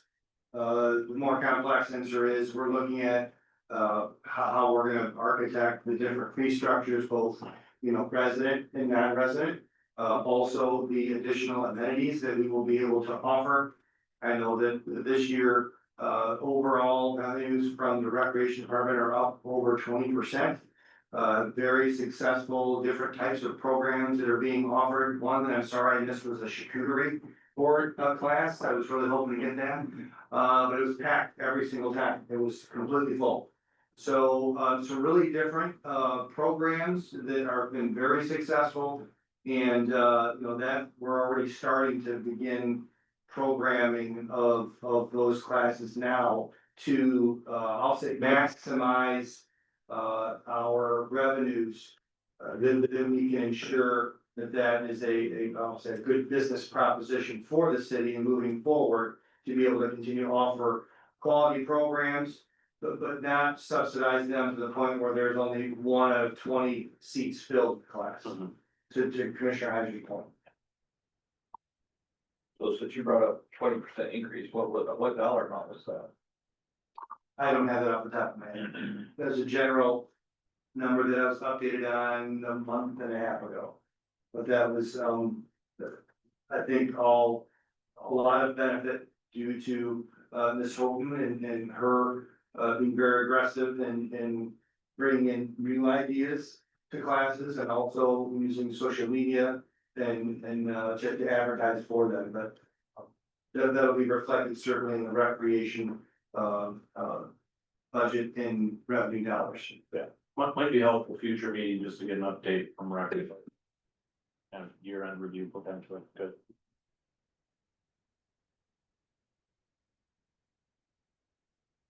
Moving into the capital portion of the general fund, we had requests of about $1.3 million in capital expenditures. We're recommending around $850,000 of those. So you'll see that the capital expenditure department went down in expenses about 40% or $545,000. Some of the items that are a part of this, just kind of going through the CIP in there, just pointing out a couple of them that are included and a couple that are not going to be included and move forward to future years. The city entrance signs, we originally put the requested 4 city entrance signs, but there is money in the current year's budget that could cover 2 of those, so we'll get to the city signs in the later item on this agenda, but if it was approved to move forward with those, 2 of those could be completed in the current year, and then 2, so we lowered the budget to only include 2 for the next year. The performance shell, just want to touch on this a little bit, so this has been a big discussion with Bill Tennant and the addition onto the performance shell. He is looking to try to get some grants for this, so until we see those grants come in, this is not a part of the budget. If he is able to get some grants, he's also been collecting money at the concerts in the park that could be used for matching funds and that type of a thing, so we're just gonna address that at the time that we see those grants come in, because the city does not have room in the budget to pay for that addition, solely without some sort of revenue. You also see that the softball fence and the security cameras in the park were pushed to a future year. To the police that I mentioned before, we noted that the interior building improvements were recommended. And the items that have been pushed to a future year are the fixed traffic cameras, the garage and parking ports, and then the police car. Moving on to transfers, the fire, just to remind everyone, the fire and then the Wilson Center funds were set up last year to help us better identify what revenues and what expenses are coming in related to the fire and related to Wilson Center. They're actually general funds, so actually general funds from an accounting perspective, but we're just displaying them separately for our internal purposes. So you'll see large transfers to both fire and Wilson Center, which are netting those accounts to a zero balance. So we're just transferring funds over from the general fund to cover the activity within those accounts.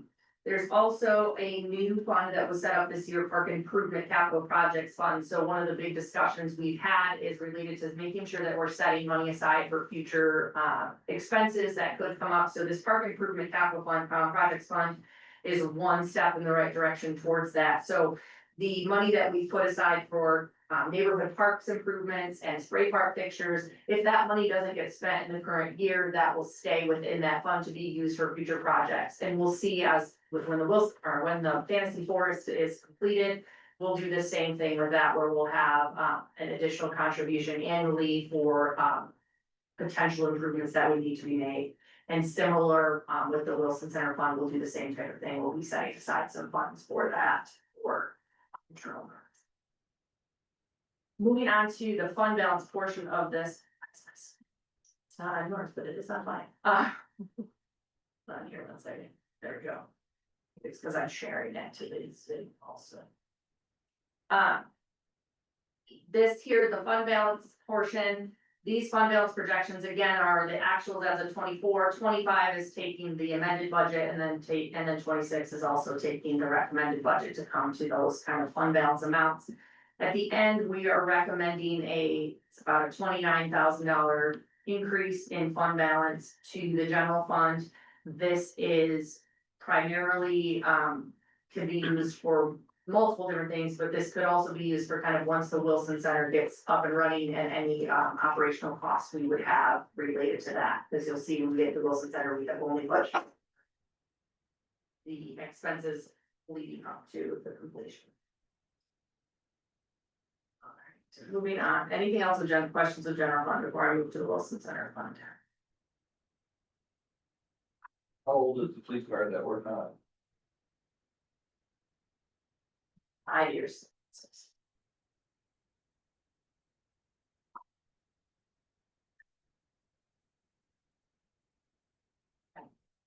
Or Will that put us behind as we, let me ask you, how many cars do we have? 5 total. So we're gonna have to double up in a year. We already doubled in 1 year of COVID. So does this get us back to one per year when we delay this one? It's COVID years that we had a delay, so those aren't up for renewal for 2 to 3 more years, correct me if I'm wrong too, but. We'll probably have 2 or more. 2 years. We weren't able to get cars unavailable. Right. And so we ended up getting 1 mile a year that will get 2 years, so that be 2 years, but it was 2 come due. So you're gonna have 2 next year. Or a lot 2 next year, then 2 the following year? So what's your, I'm sorry. I just said if we stay on 5 years, like a 5-year replacement, then.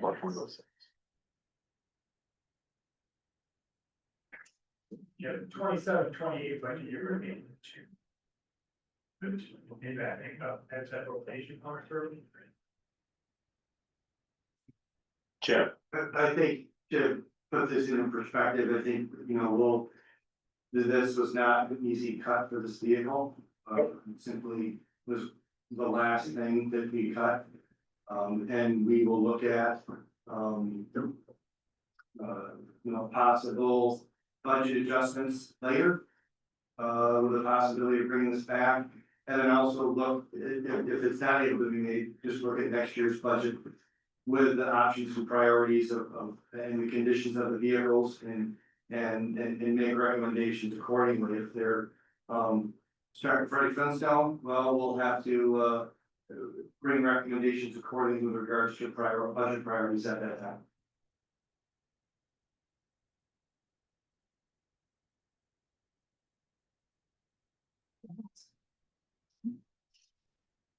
Looking at the Wilson Center.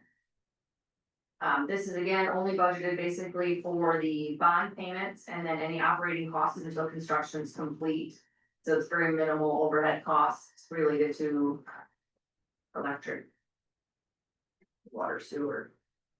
Their budget, once we know, more solid completion date, we'll bring back future numbers, kind of as you talked about, Mayor, related to kind of the business plan for Wilson Center, we can put some numbers together to bring back both the revenue and the expense side that will be coming through here with the Wilson Center.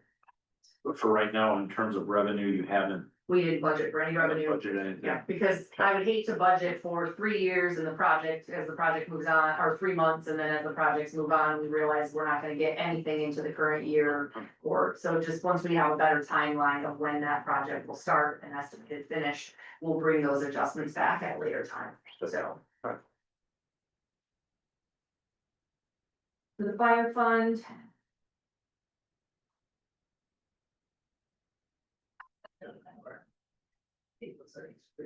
Okay.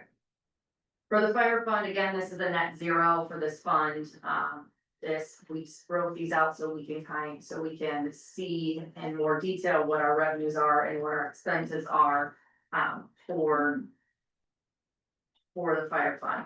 So looking at the revenues, we will see about a 10% increase in revenue for the fire fund. This is about $52,000, which is primarily related to our rural fire services. So those fire contracts that were approved tonight, those are bringing in an additional $45,000 a year, for the fire fund. Looking at the expense side. It stayed fairly consistent to the prior year. There were one CIP that was not done, related to the tank lights. And then, there was a vehicle repurpose in there. That was the old police car was being requested to be given to the fire department, and they were gonna repurpose that as another command vehicle. So, there was money in the original requested budget for that. Question on fire. Yep. We talked about during the finance meeting that the wages here show 216, and you said more likely the full amount was never gonna be utilized. On average, it's even at 80% is high. It seems like when we had that discussion that. And it doesn't look like we had removed any of that or. No, we didn't. I can make a note. I think that just slipped. We just forgot about that. We adjusted some stuff related to that, but I don't think we ever did. That.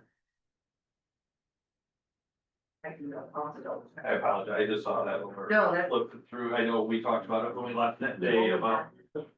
Whatever else on the site. That's fine. I'll just make a note, cause that just slipped. I mean, that frees up the general fund just a little Yeah, bit, it I mean, that frees up the general fund just a little bit. Mhm. Well, it could be, I'm just gonna throw a number, 30 to 35,000 potentially. Yep. Of a difference there, and that might not even be utilized to the fullest either. Right. A lot of it is run But I driven think- and, Yeah, in the past, I've done about 80% of what the total cost is, and we still by this time of year, we know, hey, we're not even gonna come close to that. Well, we always have a better idea, and then money can be allocated in different ways at that time. So, yes, thank you, Chris. I'll make that change before the final budget. All right, moving on to Major Street Fund. So for the Major Street Fund, we had a decrease in the revenue of about $150,000 and an increase in the expenses by about 3%. For the revenue side, the revenues were decreased about 10%. This is due again to that use of fund balance. So we had. Maybe I'll talk through that just quickly, but in the past, the use of fund balance, we were using it to balance everything to a net zero. This year, I utilized the use of fund balance to really point out those items where we had set money aside in fund balance and we were using it in the current year, rather than using it to just net the budget to zero. I'm using them to show you, like, if we've set money aside for equipment replacement, when you see a use of fund balance, it's gonna be that we're using that money that was already specifically set aside for equipment replacement, that thing. So those are the only items you're seeing in that fund balance, use of fund balance line items this year. And then last year, there was a transfer, in the budget of revenue from LDFA for a road project, so that's why we have a decrease this year, but our actual Act 51 estimation is to go up about 1.4%, both in major streets. So minimal increase there for Act 51 funds. Moving into the expenses. The expenditure side is about a 3% increase to $45,000. We have. There's a $350,000 project for downtown roads, so this is a non-street millage project, so this is a project that was not. Identified as a street millage project, but you know, the project Chad was referring to, that is the use of the of the majority of the fund balance that we have sitting there for major and local streets, and so this is for Clinton, Walker and Hyam Street. And it's a $350,000 project, that would be utilizing the majority fund balance. So in Major Street, you'll see there's $150,000, and then there's a transfer over to the local streets to cover the portion in the local street funds also. So that full $350,000 is essentially represented here in the Major Street Fund. And so that's why you have a use of fund balance of just under $350,000. Well, on that, I know we discussed this, how far on IM are we going? Are we doing a block off on each side of Clinton? Yes, Yes. And I know your question, I am. we're going up IM farther, correct? That is, yes, that is being done in the current year though. So it was in the budget, you'll see it's not in there anymore. It was, so Hyam from 27 to Sweetles will be done in the current year. It's in the current year's Two budget. blocks. Yeah, How much was that? I don't know, off the top of my head. It was in the budget originally, so the version you got had it. After further discussion with Justin, we realized it was already in there. I think it's like 30. Does that sound right? They can. But that's that's already in the current year budget. For the 24-25 fiscal year, it's already in the budget for that.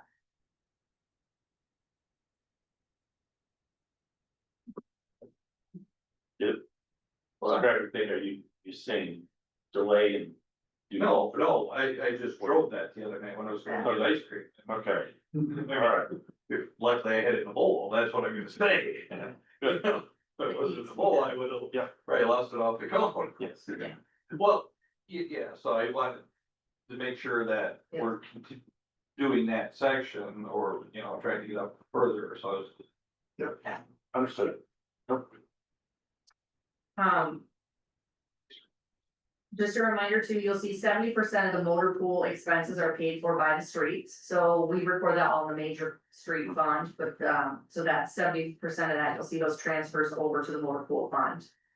I did want to talk slightly about the pension real quickly while we're here, because you will see in the major local street funds that there are surplus payments going towards the pension. So one of the requests, we talked about with the finance committee and the mayor, we talked about trying to put some additional surplus payments towards our pension liability. So I started with a $250,000 additional contribution and allocated based on how the payments are currently allocated general.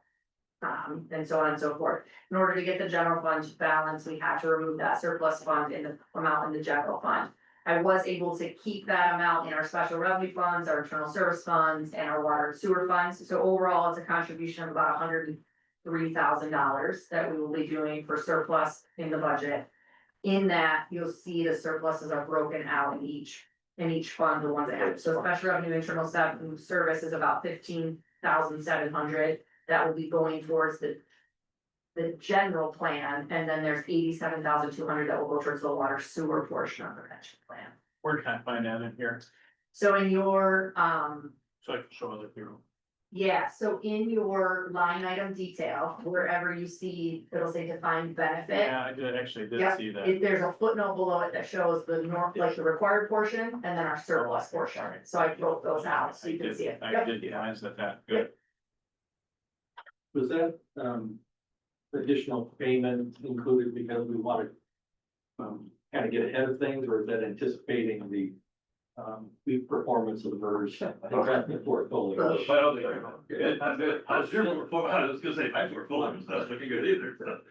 Just wondering if that was the motivation or No. trying to get ahead. Both, really. I think we all anticipate that a little bit, plus, I think part of the discussion on the finance, was trying to keep our payments in line to what we're paying out. And let market dictate that rise if possible, so we're not losing the principal just on the payments. Right. You know, so we need to stay at least that, if not. Be ahead, so we're adding stuff to the principal to build, to get. You know, basically our percentage. I'll say plus 85, you know, at least going down the road. So, yeah, these surplus payments get put in a surplus account, so they don't get calculated towards the change in our, so it won't reduce our payment. Our payment will continue to be as if we never made the surplus payments, they just make an additional help our percentage coverage. essentially. It grows the percentage. Yeah, versus Quicker, because if reducing we your- put it towards the divisions. Then they reduce our required contribution. Because we put that in there, so in the end, you're not gaining anything by putting extra in. Right. Yep, so by putting it to the surplus division, it helps us achieve a greater growth of that bell curve, so. So as I mentioned, you can see here that we're budgeting to use $323,000 of the fund balance by doing that additional project there in the downtown, which brings our, major street fund down to about $95,000 in fund balance. So I just want to point that out because it is using up the majority of that. So if there's any the commission wants to go a different route, I just want to make sure that you're aware of that change. I just want you to explain something so that if they look at line item detail, if they have that question to you. Oh, On this I know. winter maintenance, when you see salary and wages be zero. Yes. We will still be plowing the road, but. So again, as I talked about how the wages were allocated this year using the software rather than going to all the different line items, it's going to, the majority of it's going to one line item within major streets and a line item within local streets. And again, when the actual amount spent will get charged appropriately. And in these funds, it doesn't matter. I can do a budget adjustment, but our budget is done on total for the fund. Right. So we can either reallocate it if we want, but it's all Okay. within that, in the fund. The other thing I thought where Chris was going was when you're looking at the line item detail and you get down to where it talks about our fund balance, they're not using our budgeted amount. BSNA in the line item detail is not using the budgeted amount of our fund balance. They're using our actual as of today, which is missing revenue, it's missing expenses. So don't pay attention to what they say is fund balance, pay attention to this. This is using the budgeted amounts for the fund balance, so. I just want to point that out real quick, in case you see that and freak out, because it looks like it's a negative, so it's not, but so. Moving on to local street fund had an increase in revenue of about 11% or $103,000. And an increase in expense of $117,000.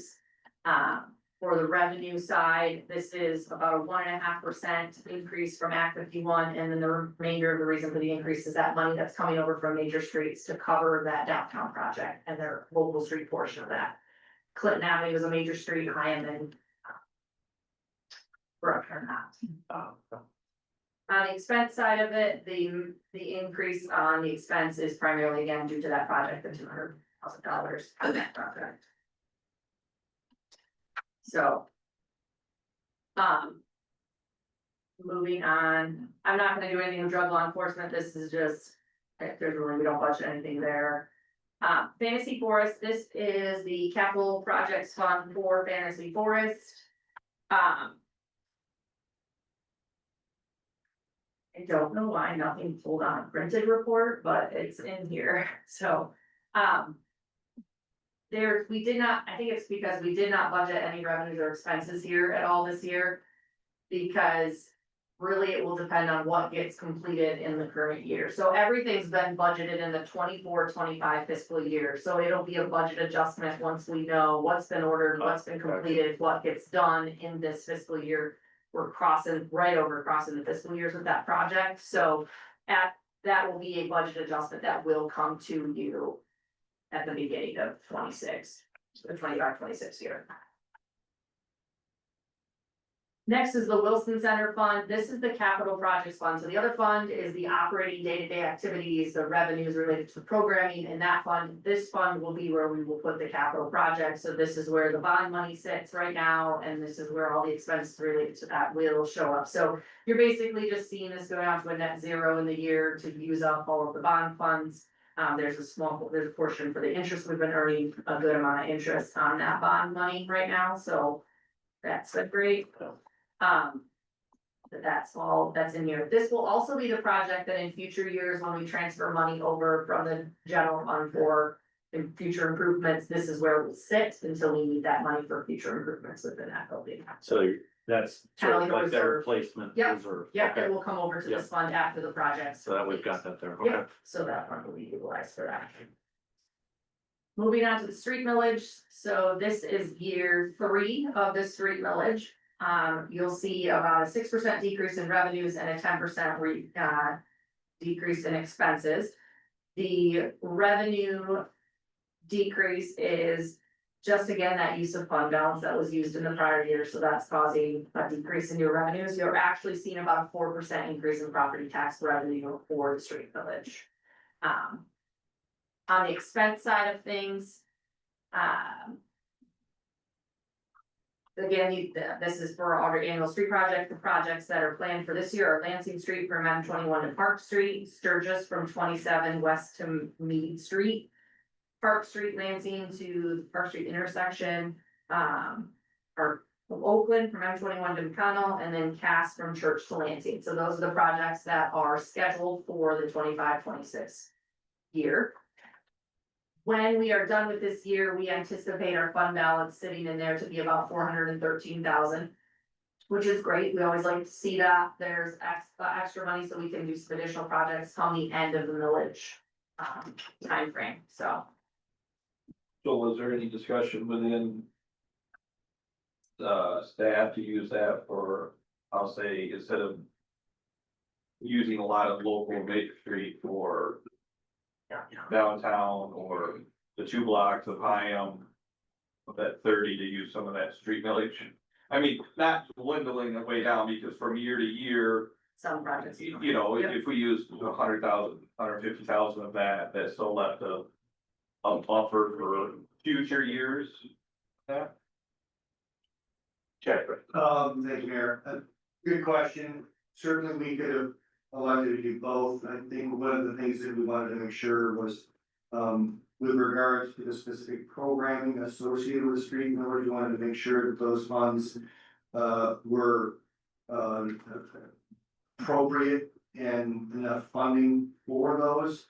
As we get closer to the end of the millage, we're gonna reassess that and, make some suggestions about additional streets if there are remaining or excess funds with regards to the programming of the millage.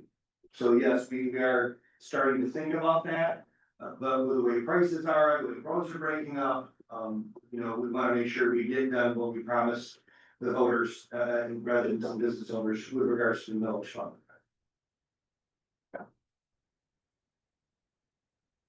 Parks Improvement Capital Fund, Project Fund, this is again the new fund that was created this year to start, housing some of that reserve for park improvement, so that's really all that's here, there's not a whole lot. The garbage fund. The garbage fund revenues went down by about 2% or 22,000, the expenses are remaining fairly consistent actually from the prior year. When we look at the revenues, I just wanna talk through, you saw it, and if you looked at the line item detail, there was a breakout of what the monthly, so we will be going to monthly billing for garbage. Garbage starting in July, our utilities will be going to a monthly billing, and garbage or waste services, as you wanna call it, will be added to the monthly bill. So the people will no longer be seeing the garbage as a special assessment on their taxes. It will now be a monthly charge on their utility bill. With that, we've broken down the bill into what that would be on a monthly basis. So we're looking at about an $18.78 per month charge for the current year for garbage services. That includes the recycling, the garbage, spring cleanup and a small admin fee in that amount. Somebody's gonna ask me why they do that. Was it Because the we are- advantage? We're technically not allowed, we should not be charging on the special assessment because it's a service that people could opt out of. So this allows people the ability to opt out of the garbage service. I'll say that lightly because you can't bring another, our ordinances say you can't bring another garbage service in, but let's say you own a business in the downtown, you already paid for a dumpster. You don't wanna pay for your garbage services at your home and you wanna just take your trash down to your business, you could do that and you could opt out of the garbage service. We would contact with Granger, get that removed and get it removed from your bill. Oh. So we'll allow people to do that. When it was on taxes, that was not a possibility, so. Very good. Probably also helps us with the payment structure too, in terms of, cause you were Yes. collecting that afterwards, or? It will help too with the, with Granger, so right now, they're actually doing an audit of our services of what we collected on our taxes versus what they're picking up to see if there's any accounts that are different. They just have billed us based only on what we billed out on the taxes, but this will allow us on a month-to-month basis to say, here's who we collected from, and then they'll be able to bill us on a monthly basis for that, so will also help with, to make sure there's more accuracy in who's being charged for what's actually being done, so. But, yep. So, go ahead. Well, I was gonna ask the question, when we redid, I was, trying to back into when we re-upped that contract. I thought we saw a substantial increase in our costs, and I thought I heard you say we're not seeing a cost increase. Our expenses in total for the garbage fund are staying fairly consistent because there were some other items within there. But there will be, this 1878 was multiplied out by 12 months, is about a $5 increase in total over the entire year from what people were paying as their special assessment. So it was around $220 this year for your special assessment. Your total will be it's just slightly over $225 when you multiply that 1878 by 12. Or it's just a slight, so it's a slight increase. The millage portion will remain at 1 mil, so in the budget, you'll see we kept that millage rate the same. There is a use of fund balance, but there is fund balance in the garbage fund, so I didn't really wanna recommend increasing that millage rate when there's fund balance to be used up in the garbage fund that we've collected from prior years, so. So spring cleanup. We're getting taxed on. Correct? You're getting billed in your utility. But- If you want garbage service, you're gonna get billed on it. Is that a service that an individual can opt out of? If you would like to hire someone to monitor who actually puts the spring cleanup out, that's the problem with it. Saying a business owner, using that example, how are you gonna know whether someone puts stuff out for spring cleanup? Right. Then how did the 250 admin come about? That is the admin charge being paid to the general fund divided by the total number of service recipients, divided by 12 months.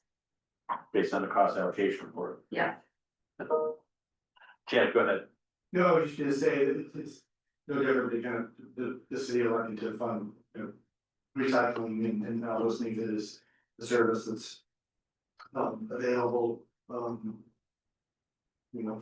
for use, which is exceedingly difficult to monitor. And it's probably taken advantage of by many, but again, allocated across the board. Anyway, do you think that's something when we are up for renewal with Granger, that could be a discussion item? Is there an ability to do the spring cleanup based on a monthly dollar amount versus a lump sum? Right now, it's our contract is a lump sum amount. So that's being allocated, that lump sum is being allocated amongst everyone who has garbage services. So that would be something, but that would be on Granger then to determine that the people that are not paying for that service do not get their spring cleanup picked up. Cause so I don't know if they'd be willing to do it, but it's definitely a discussion item that could be discussed. We still have, I think, 3 more years on Granger. How many people do we have opt out of garbage service? We get people occasionally that will ask about it. They've not been allowed to do it in the past because it was billed on the taxes. So it'll be interesting to see how many actually opt out, Duplexes might wanna do that. potentially. Yeah, so right now, if your apartment complex or duplex is 4 units or less, you can be a part of our program, you'll get charged for 4. So you would get this $18.75 4 times a month if you have 4 different units. If it's more than 4, they are required to get a dumpster. That's city ordinances. Well, you're gonna allow people that have duplexes to just have one trash service? If they wanted to. There's potential, That's an interesting argument. if they overflow and if they will could get fined on the other end, There you right? go. Yeah. Right. Maybe it's a process question that will be offline, better suited for that, but I'm just trying to think of the implementation. Complications there might be if you have someone who's not paying for billing.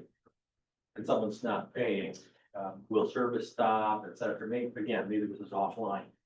Or if they're not paying their utility bills. Yeah.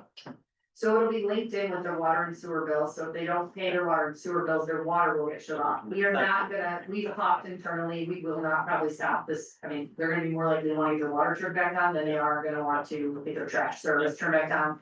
Just to avoid that kind of interaction and constant back and forth with Ranger, we've talked that it's probably not beneficial to cut the garbage service just because it will all be cut together. So if they're not paying their bill or water, the service will be cut.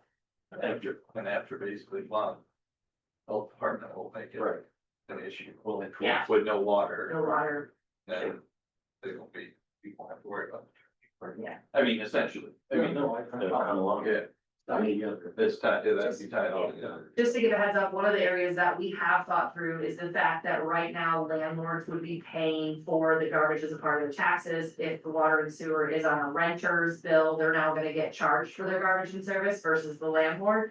So there are letters getting ready to be sent out to both landlords and renters to make everyone aware of the change. So we've got those ready to go. Those will be going out at the right appropriate time, but that change coming forward in July. So. Just a hypothetical. May want to run it by them, if you can put it on the taxes, if it's the renter's responsibility. Or to pay their water bill. Cause right now, they're on their taxes, which might not be, if the landlord structures their. Contracts right, potentially it says the responsibility of the tenant. The tenant might be responsible where the city would have to take up a small claims to achieve that instead of putting out the taxes like it is for. If renters do not get put on taxes currently. No. It's required to be written into the landlord contracts. So it's all written in there that they are responsible, so we do not put any unpaid renters onto tax, which is why renters have always been on monthly payment, so we can shut them off faster than quarterly, so renters have always been that, because we do not put that on. That's, taxes. you said always, but it's really a relatively recent change in the way they do things, but. Yeah, but since I've been here. Oh, it's okay. that way. So, So you were familiar with the old program? yeah. Yeah, some reinterpretation of the law. So. We got you off on the trash one. I don't know, yeah, I'm like, garbage, where am I? But the garbage contract itself is going up about 4 to 5%, Yeah. so I think the garbage and recycling portions are about 5%, the spring cleanup is about a 4% increase, so those expenses are going up.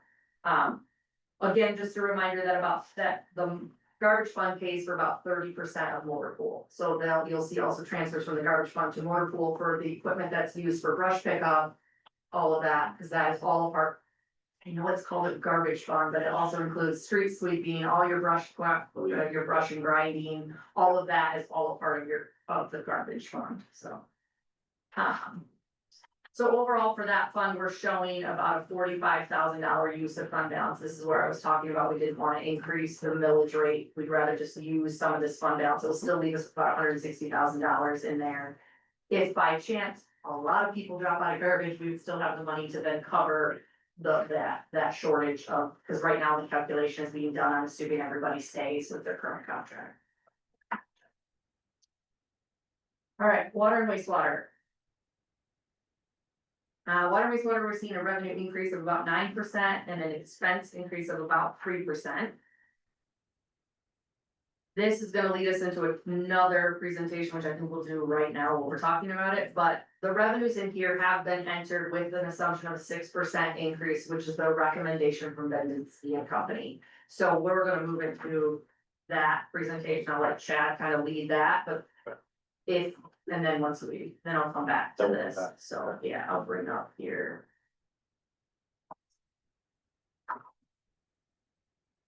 I have this, sharing this to them, well,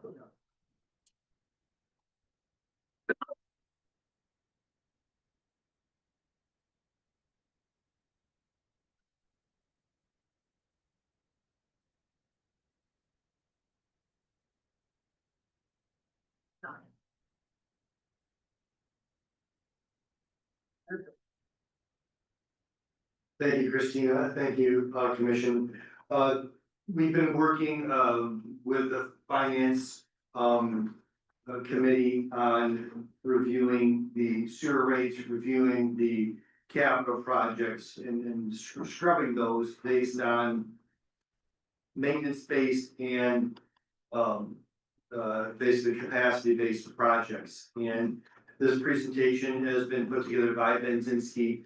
And in the, next slide, it shows the, recommended rate increases that we have based on the 6% rate increase, at least, for the foreseeable future.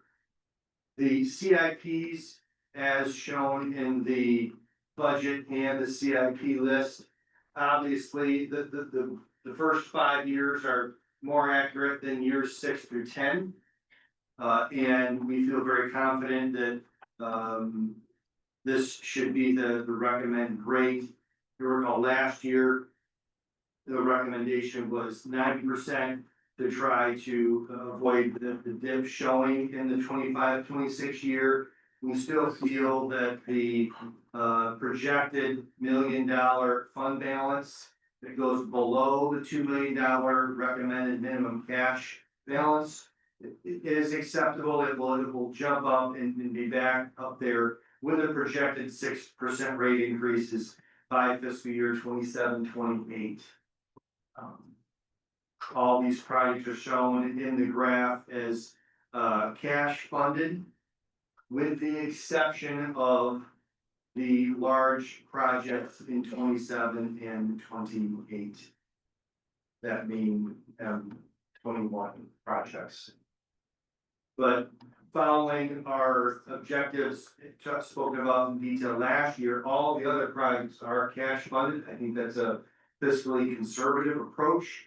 And as we continue to go out into the, for example, the fiscal year 29-30 year, those rates can be reevaluated at that point in time. That's a fair amount of years between now and then, but certainly our recommendations are for that. You see in the next slide, the maintenance and development is slightly different, although we have removed the water tower projects from this list. That was one of the larger projects, was shifted the overall debt service and need for increased rate structure to fund that, but that project has been removed.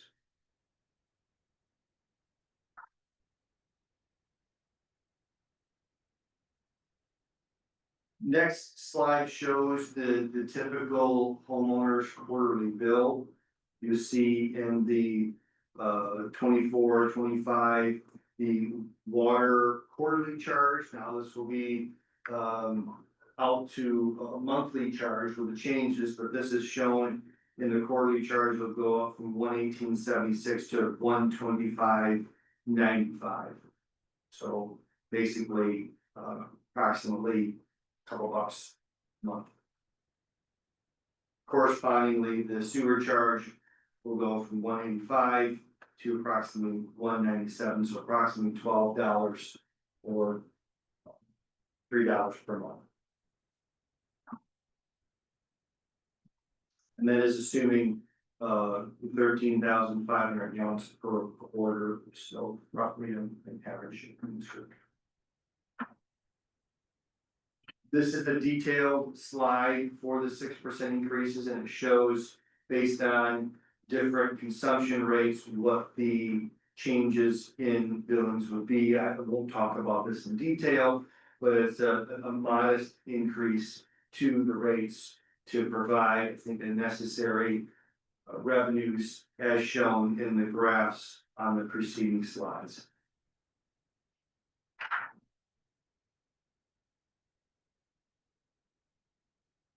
This is just the cash flow of the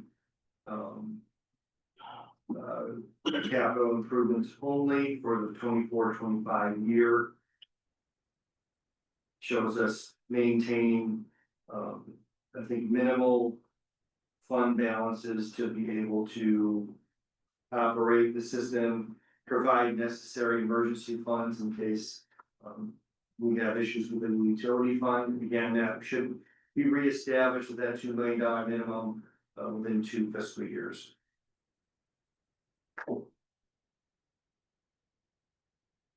And this next one shows the development projects as well.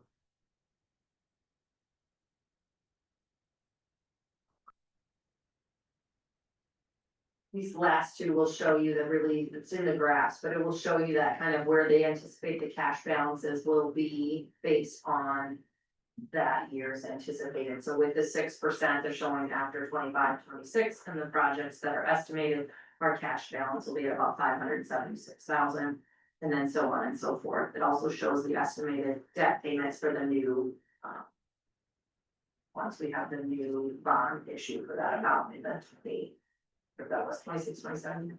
The big bond, 26, 27. Yeah, so it'll show you then what each water and sewer will be paying towards that bond cost. Sure.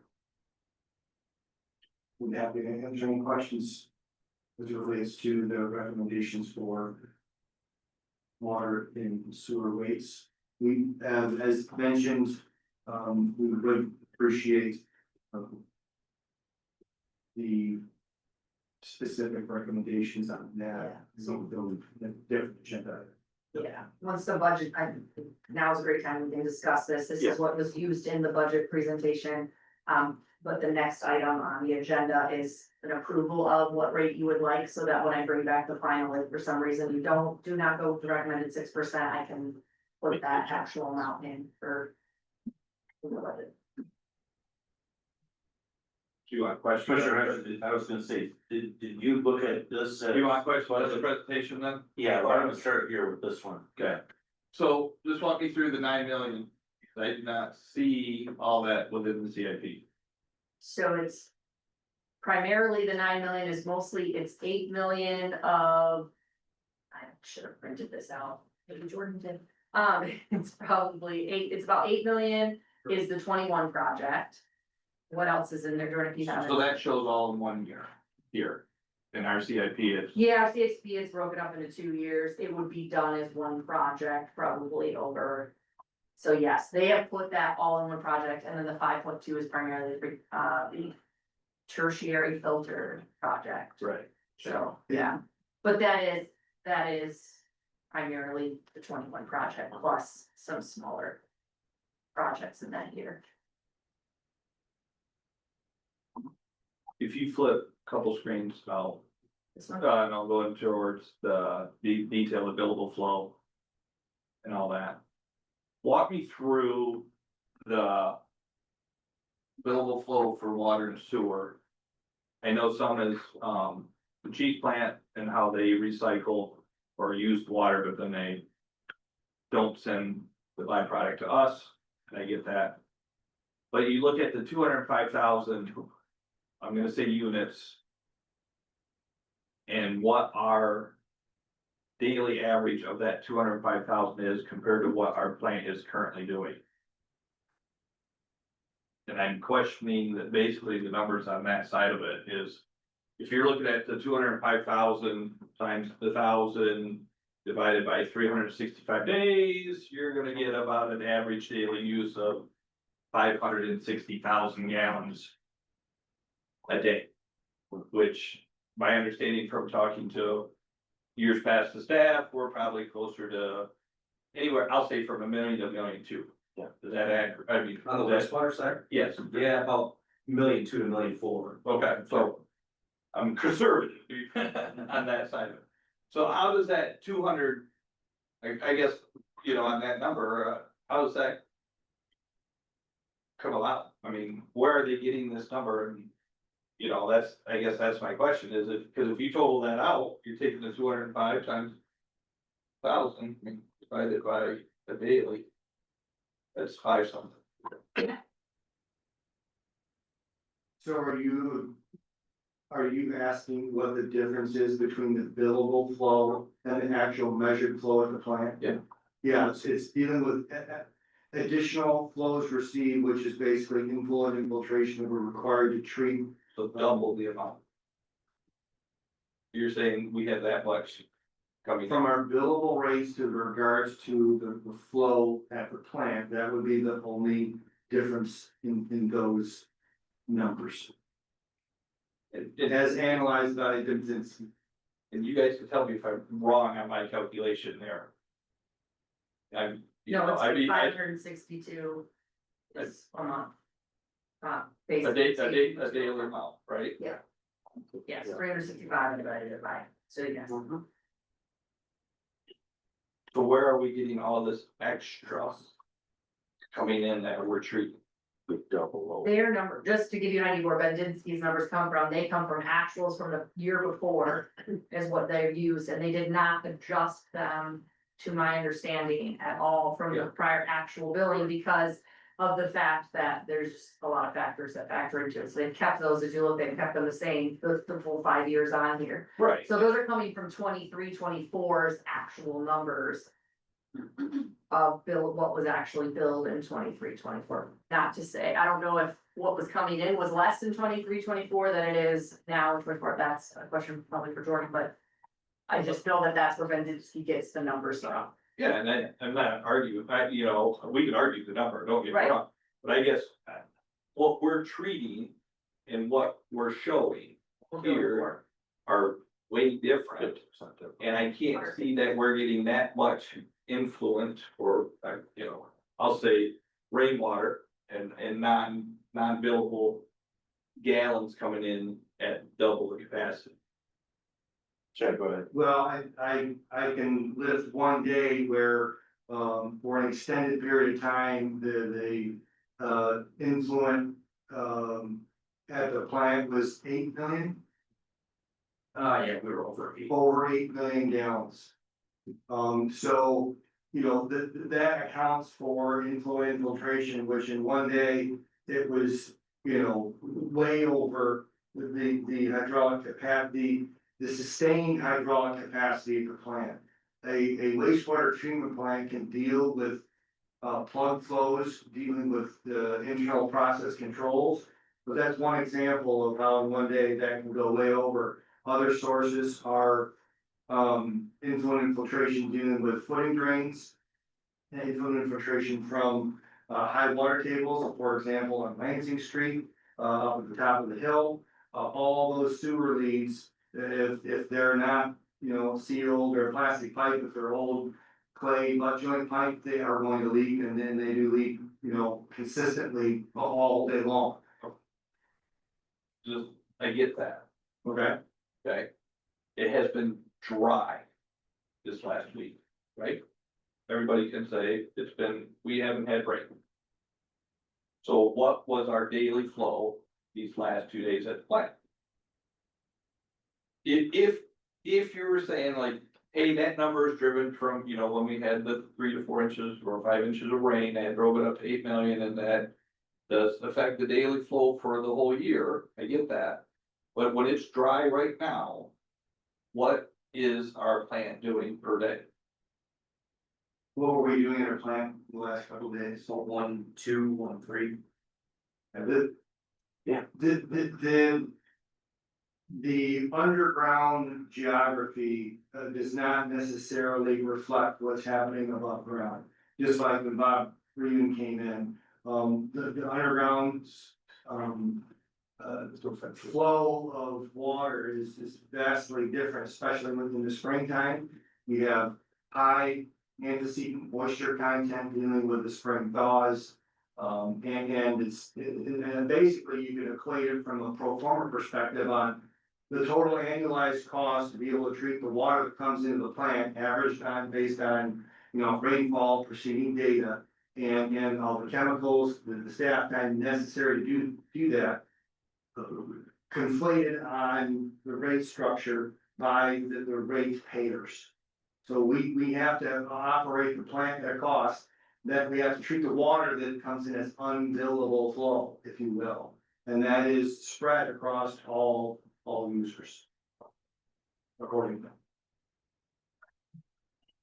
One thing I could look into, Chris, I think it's a valid question to say, why is this different? And I'd be curious to know what our billable was for like the last year compared to what's here. Because And whether or not that like a should be billing, taken into if you account. ran a billing register, Right, yeah, you know, right, in that terms, yeah. we're gonna get that per unit, I mean. Even if you ran, the last 3 years and say, oh, this is what it is, this is the trend line up or down. I mean, we're getting better numbers in this report.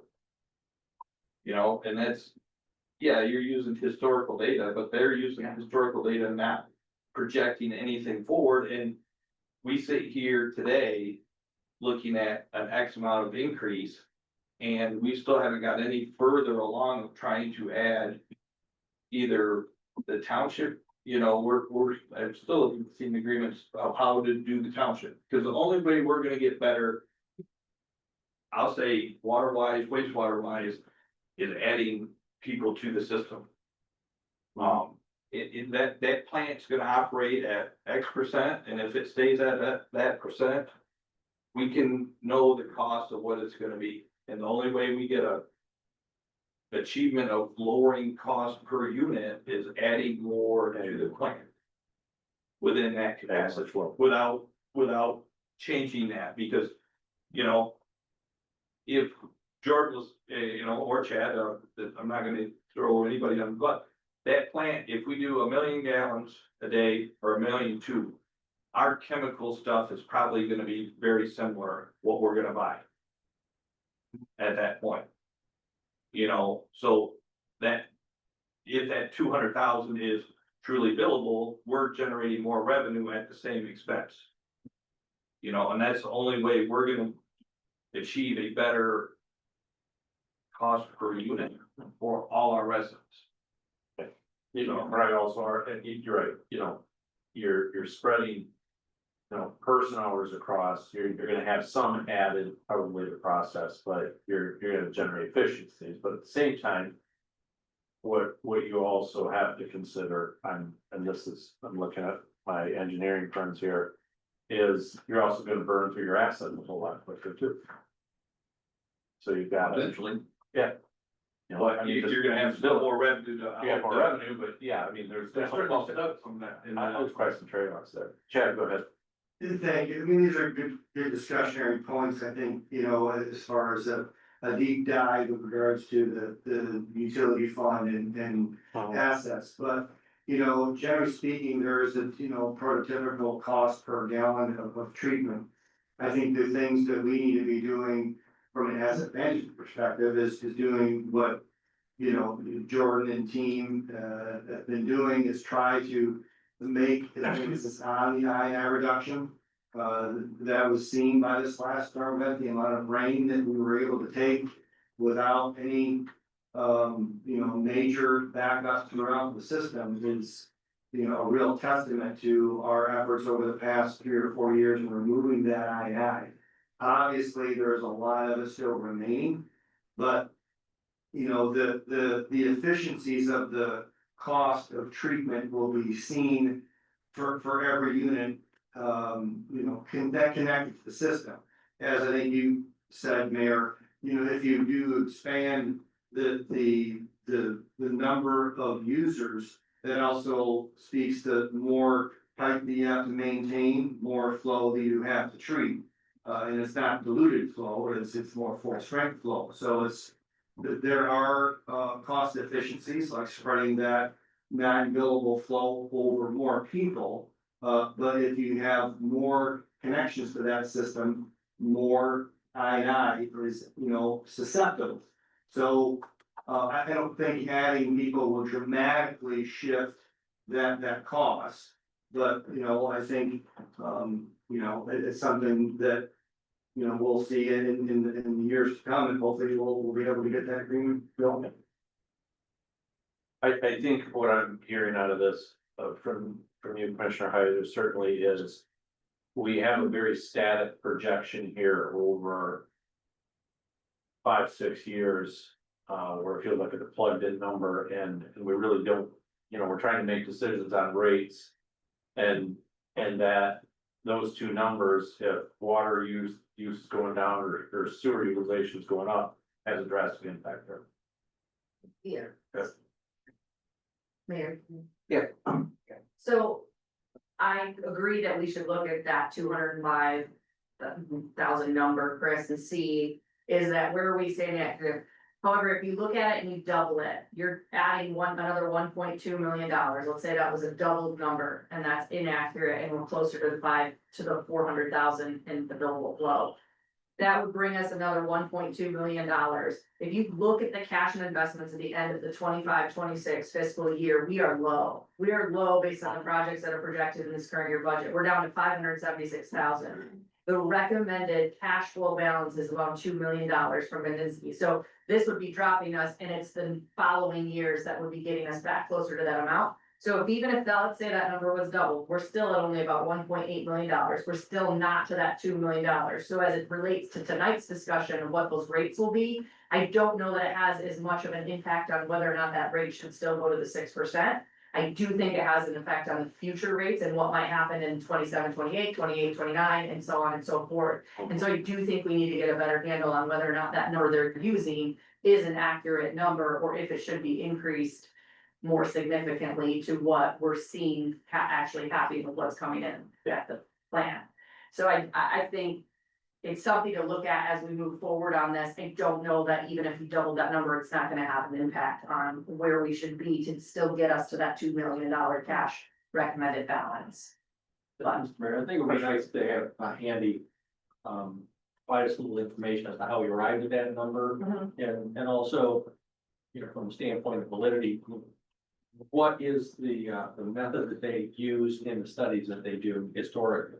Is this different?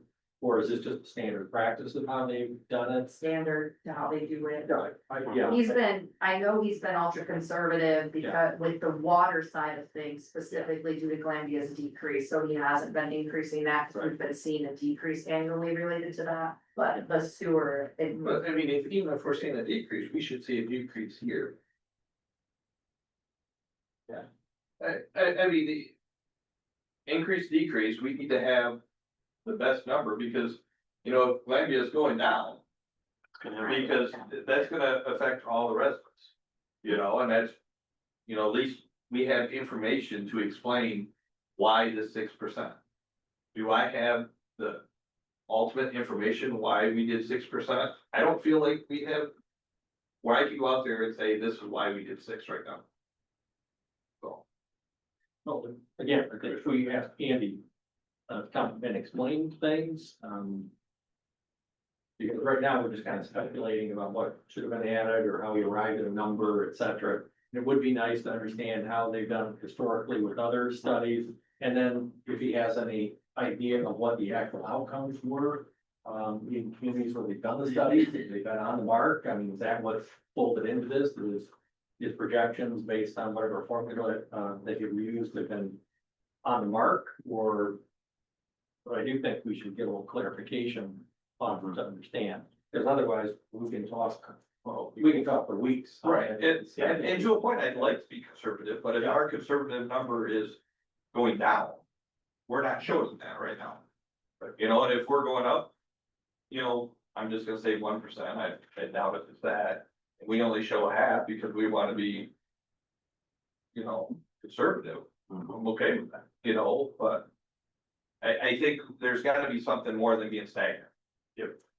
On that side of it, because we're not getting a true representation of what's going on, because we're trying to do our best as staff to do capital moving forward and projecting those numbers, but we're not projecting good utilization. So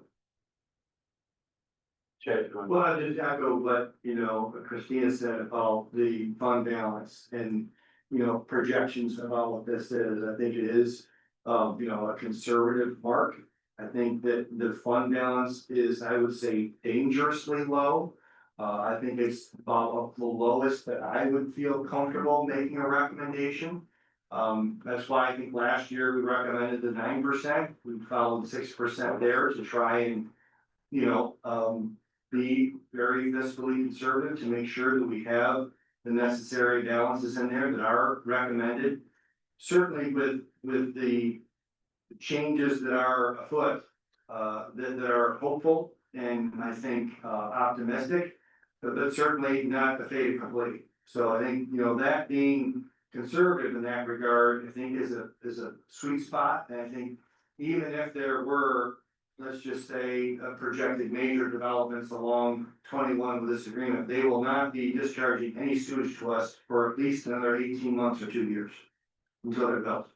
So, that having been said, I think we would be able to work, as, Christina said, to develop those projections, accordingly with a firm amount. But, I think, that the 6% certainly is justifiable with the numbers that are shown here in the fund balance, in the graphs that is presented by Benzinski.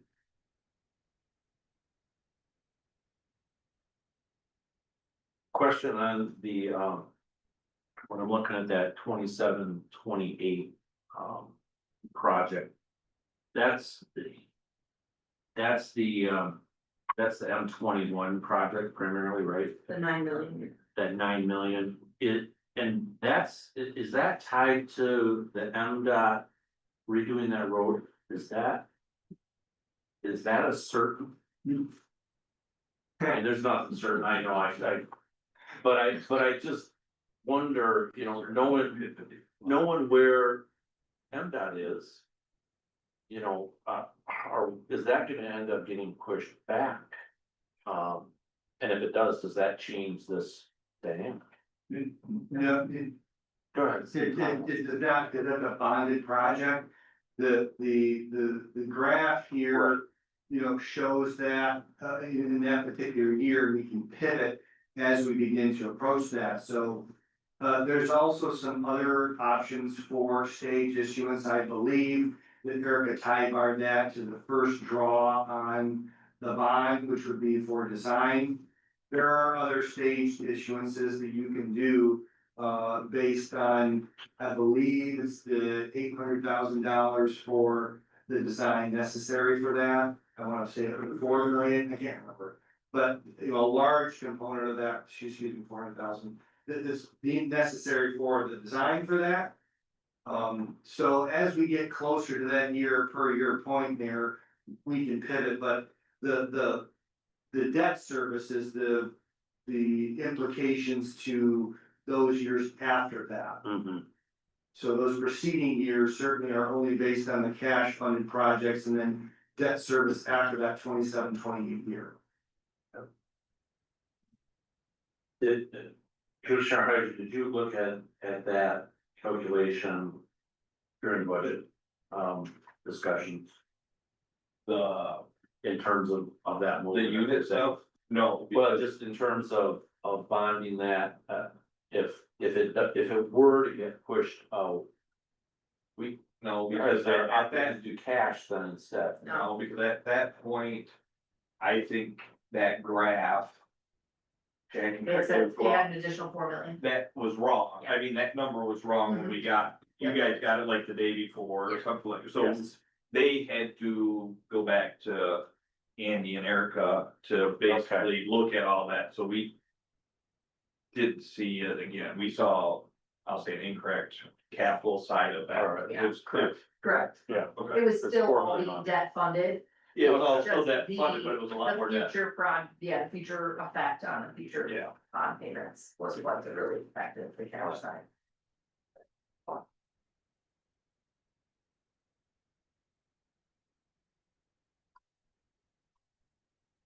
So I think, as Christina said, this is a poignant moment. Keep in mind,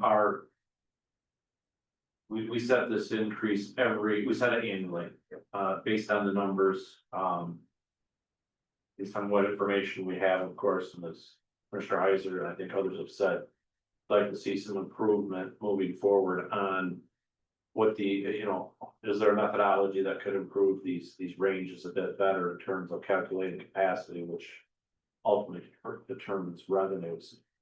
But for the budget to move forward, we need to make a recommendation in terms of what amount we want Christina right now to build the budget around for those water sewer rates.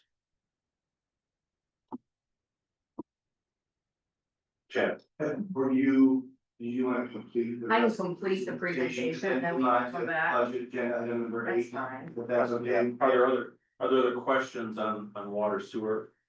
I'll go through some of the revenues and expense side of things, but yeah, But knowing everything's calculated right now, it's 6, okay, yeah. okay.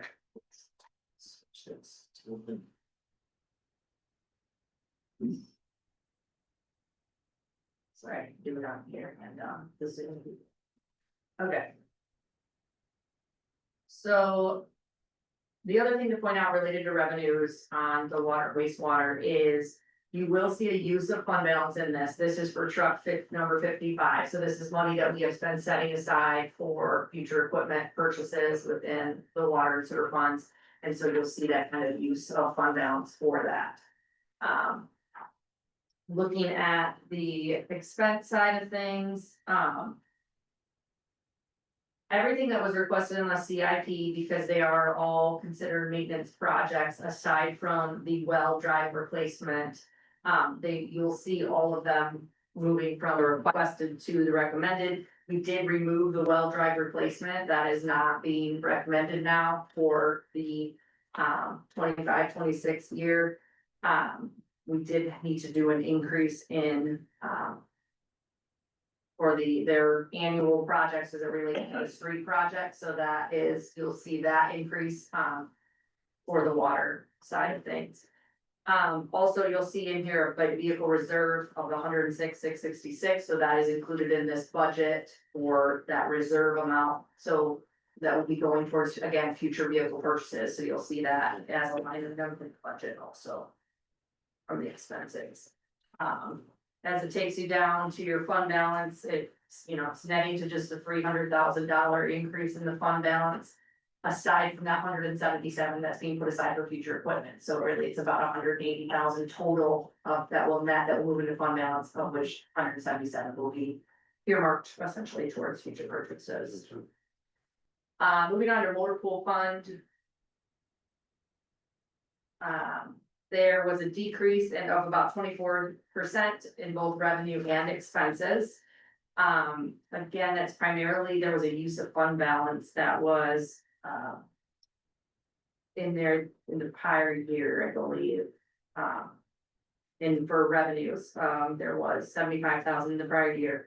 Again, this revenue is funded from both the street funds and the garbage fund, so that's where the money comes from for the motor pool fund. We have moved in the past, we've moved all the vehicles as they relate to police, fire out of the motor pool fund, since those are funded solely from those departments.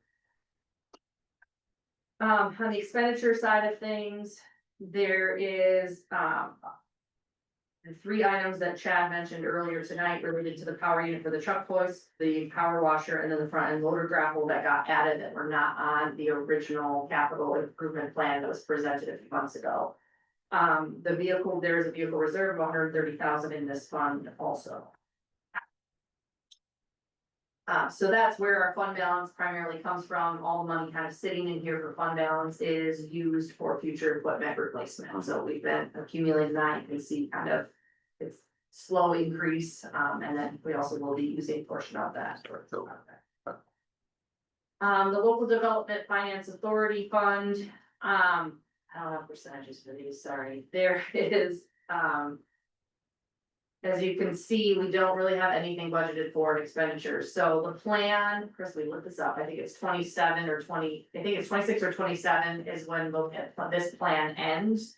So the commission will have to determine whether you want to try to renew this plan or if we would like to. So there's about $120,000 that is coming from the city towards this fund, and then the remainder is coming from the county's capture for this fund. I was gonna pull up the exact amounts. But- So there's currently nothing really budgeted for expenditures, related to, just very minimal expenditures related to this account.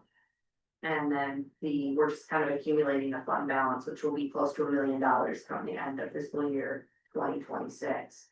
This was a discussion point in our finance committee, just kind of what we want to do with these funds. You know, right now, I would say this money could be set aside, earning interest for future projects. So this is our industrial park, so for things that need to be done there, when the roads need to be redone, or putting sidewalks in, or whatever would potentially be wanting to be done there, so. I'm not gonna go through the DDA or the principal shopping district, those were there for you, their board did approve what is entered in here, so, I mean, if you have questions, if you looked at it and have questions, Heather's here. Yep. Ask Heather, but those were approved by their boards and given to us. So that's primarily the financial side of things, just to kind of walk through what else is a part of this budget document. Your capital improvement plan is a part of this, so the plan that you saw a few months ago is a part of this document, all the detail is in here. It is just now agreed, so that everything that's in the current year will tie exactly to everything that was recommended in the budget, so those tie and everything else have been pushed to future years within the capital improvement plan, so they will tie exactly, so. There is also in here a debt overview. It goes over, kind of our debt, like what each of our debt items are and what percentage of the debt that makes up. It also goes over the debt by fund, so you can see in here who has what fund has what debt balances, so it does kind of show you that too. Document. And the final thing it does is as an appendix, which is just a glossary of terms, so if certain terms get used, then you can look at the glossary, so. That is all I have related to all 14 hours later, related to it, so. So here, congratulations. We'll open up for any questions, comments. Commissioner Heiser, I'm just curious, as you reviewed, knowing that the budget committee, you had the opportunity to spend a bit more time, if you have any thoughts, comments on moves that you made there, that, the things yet to be done. We didn't make a lot of moves at that point. I mean, we saw, what was the general fund? Pretty much, we concentrated on general fund and a little bit of the water sewer at that point. So, I mean, the biggest thing comes down to the rates, and how much capital we're doing out of that. I'll say water and wastewater. The last, couple of years, and has stuff been, I'll say, thoroughly vetted and within the years that it needs to be, or is it, we can get it done with these increases, so. At some point, we rely on staff, and some, well, we have to rely on our own opinions, so. So. Well, I have a couple of questions, but, kudos to the team. One, just, I know you've been spending considerable time here at getting into this format, which, there's a lot to digest as we just learned, but, much easier to digest, in this format. So, just great work getting us to this point. I noted, one, and, listen to Christina, listen to Chad, this was a tough budget. I know when we talk about not funding a police car, it's a tough budget. But you also made some considerable steps that I know members on this commission have been talking. Progress on the pension. Certainly, not everything everyone wanted, but progress for it. And I think starting to do some stronger planning for future funds, for future equipment, important steps that we can certainly build on. as we know, we don't get everything we want in these budgets, but I know for this body, those were some areas that were certainly prioritized.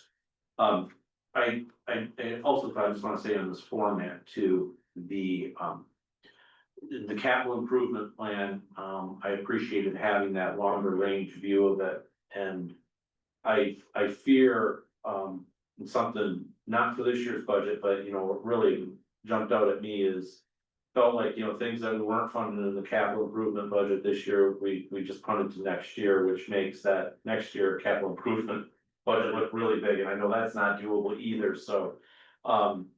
At least, you know, starting to look at that proactively, as to what we're gonna need to prioritize that remains every year is certainly important. I do wanna find out a bit more, about the budget here for lot 5A and 5B. I know you said, the money's in there for our portion. I know we've been working with individuals around that area. And I wanna make sure we're doing this project right, that I know we've got some land issues over there, that we're trying to address, and hopefully through this process, we can do that, so. I do wanna find out if I could, Chad, just get an update on that. Yes, thank you, Mayor. We have a letter, that's, waiting to go out. Justin, Smith, Director of Public Services, did a great job of getting as close as he possibly can, working with our contractor on what the overall cost of that lot would be. Doing what I think we envisioned, the best case scenario for downtown, the city to create what would be one singular lot connecting all of those parcels together. So we have a list of 9 different parcels, to about 6 different owners. And we've broken down those costs, individually on a per square foot basis on a total lot. Total, you know, kind of per lot cost. Those costs range from, just under $7,000 to, or excuse me, the lowest is $4,900 to the largest parcel, which is about $54,000. The city's cost is projected, would be approximately $88,000. But it's our intent that we're not just coming in to do our spot, we're gonna try to do all of them. Our intent is to send all these letters out to indicate, that, you know, what their portion is. Yep. And if they're willing to pay for that, that we would, and sign an agreement for that. And provide us the funds, that we would then proceed with the kind of omnibus approach to reconstructing that lot. For not that, you know, our lots are in very, very poor conditions, and so the choices are not the greatest, which is continue to have at least our property with conditions that are not really acceptable, and pay just our lots, and it would be basically, it's kind of a non-functional lot with they're currently laid out. But with the hopes that we would get, you know, 100% participation in there, which was really what we would need to proceed. That's the challenge. We were almost there before, and received direction from the commission to take this approach. And so those letters will be going out, you know, later this week. That was on my city manager update, and we have the draft letter here. And the cost breakdown, I can give you the individual. No, I know you had said, there was an update, and at least, maybe we'll cover it under the manager's report, but I am curious, where those businesses are. I know you've been having conversations with them. I know that when this came up before, we pushed it off. knowing that we didn't have an agreement, I know there was conversations about doing some leases versus them maintaining ownership, so just, I'm curious in terms of where we are with that process, and it sounds like now are we going all saying everyone's gonna maintain their own ownership and they've got to do their own part, or is it a split?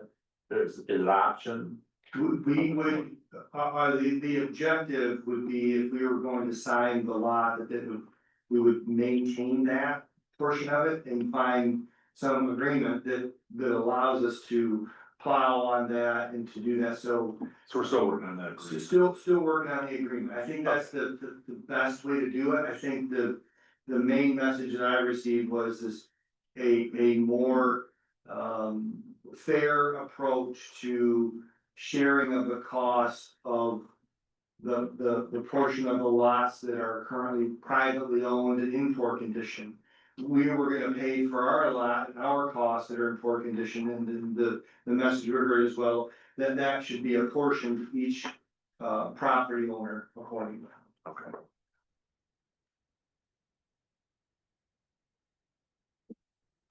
The other one, I appreciated your path on the band shell, and I appreciate here, it feels like you're really prioritizing leveraging resources.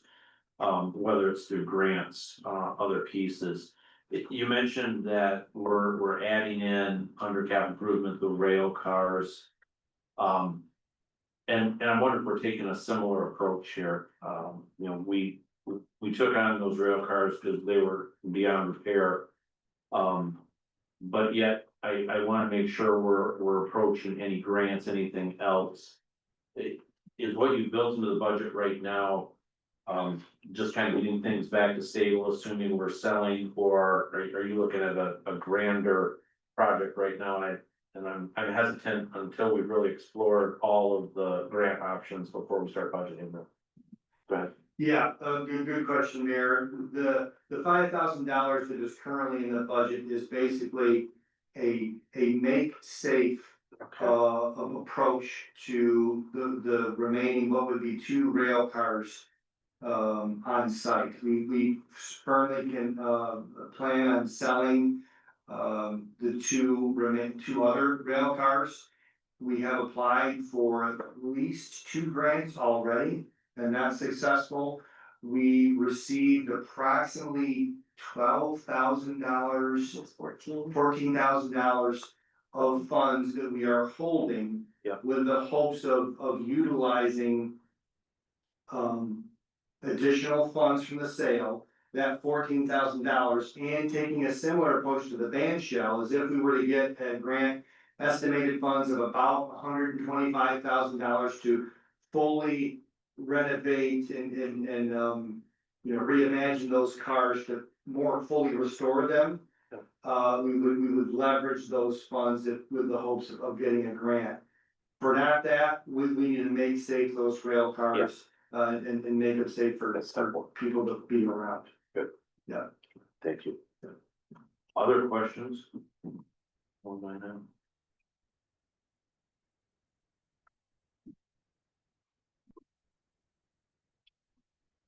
So then I think, we have both items up here, not only the budget, but also the sewer rate study. Why don't we start with the water and sewer rate study, because it feels like then we approve This that is first just and to then the. set the promotion to set the Oh, public yeah, that's hearing, right. so you You're can right. do that one and then move on. Yeah, let's do that. Thank you. So the setting of the public hearing for May 19th, so just want to get my motion here. They don't want to see it. No, there is there. So is it, Set a public hearing for the fiscal year 25-26 budget. To hear comments and set the millage rate for that fiscal year. is that the right one? Is that, that's a motion, how you doing? That's got millage rate. And set the millage rate. So that should encompass. Okay. Finance director. Yeah. Yeah, that's what I was thinking too. I knew there was. Yeah, I guess millage rates. And that's, we'll get that support and then I'll add a comment. Sure. Is there support? Moved by Heiser, supported by Deliso, that's comments. Commissioner Heiser. Oh, on the clear gov stuff, Uh-huh. Yes. just a suggestion, maybe the millage rate should be up there as a tab. Okay, Because there's nowhere that says, here's the millage rates, you know, and I think that's a very, good piece Yeah. for the public to know as we move forward, of that, and I don't, unless I missed it, I've never No. seen anything along that lines, and I know you're still adding. Yeah. But, real quick on that, Yeah, so, absolutely. yeah, I can definitely add that somewhere in there, I'll have to figure out how to get it in there, but I think we can add that. If there's anything else that you think of related to what you'd like to see, you will see a few more additional summaries when it comes back on the final, I'm just working with ClearGov on getting them set up correctly. But if there's, you know, anything else we wanna see, we have the ability to add comments on each fund, we have the ability to add information, so if you're looking and think that there's a commission that you'd like to see some additional information, that is possible to do, if you think about it and we wanna do it in next year's budget, we can do that also, so just FYI. Huge step this year, so. Yeah. Understood, thank you. So there's a motion on the table, any other comments?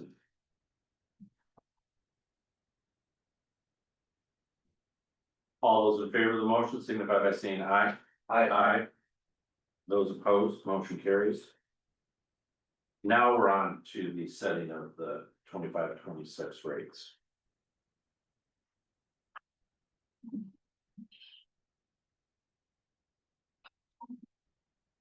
Commissioner Hayes, do you have any comments from budget committee? no, I mean, our comment was that, to bring it tonight, so it would help flush out any discussion that we had as a group. At that point, so that was our discussion at that point, is to get the updated numbers and then have the commission decide at that point. Yeah.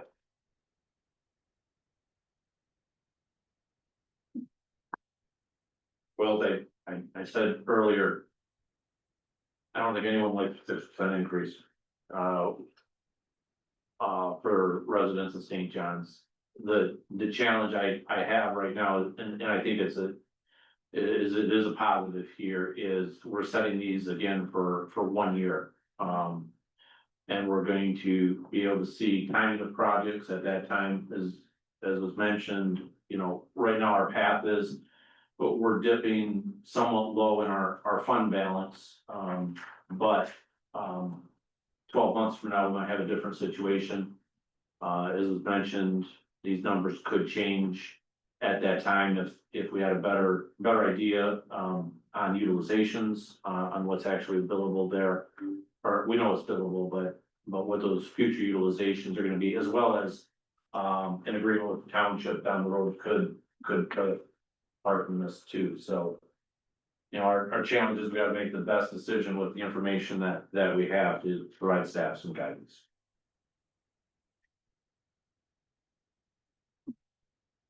Comments from anyone? I agree with you on that, and I've said this before at previous meetings, that I think we're better be conservative and try to do our best to project a percentage so that we don't end up undershooting what we need and then having to come back with another figure next year that's, you know, double digits. Yeah. Because that's much harder for the public to understand, and hard for us to justify that. Yeah, and adding to that, as was mentioned, you know, originally the recommendation was 9 last year, and we arrived at 6, and I think, you know, as we're looking back, we realized that fund balance is slightly lower than probably comfortable, but, you know, looking at that future projection, it certainly rebounds, so. Yeah, I'm with you, I don't wanna get too conservative either, and then run into some more challenging deficits. That fund balance.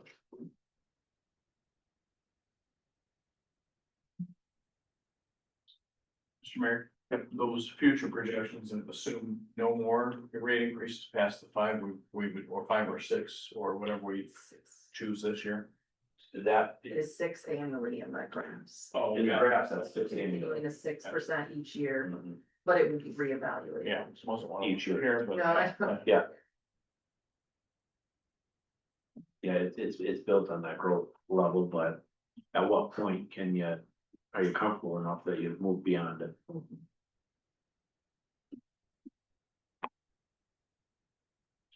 I think we'd be looking for a motion, if anyone's willing to make it for the rate changes.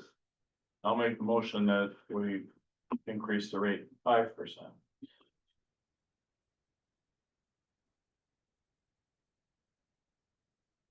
Is there support?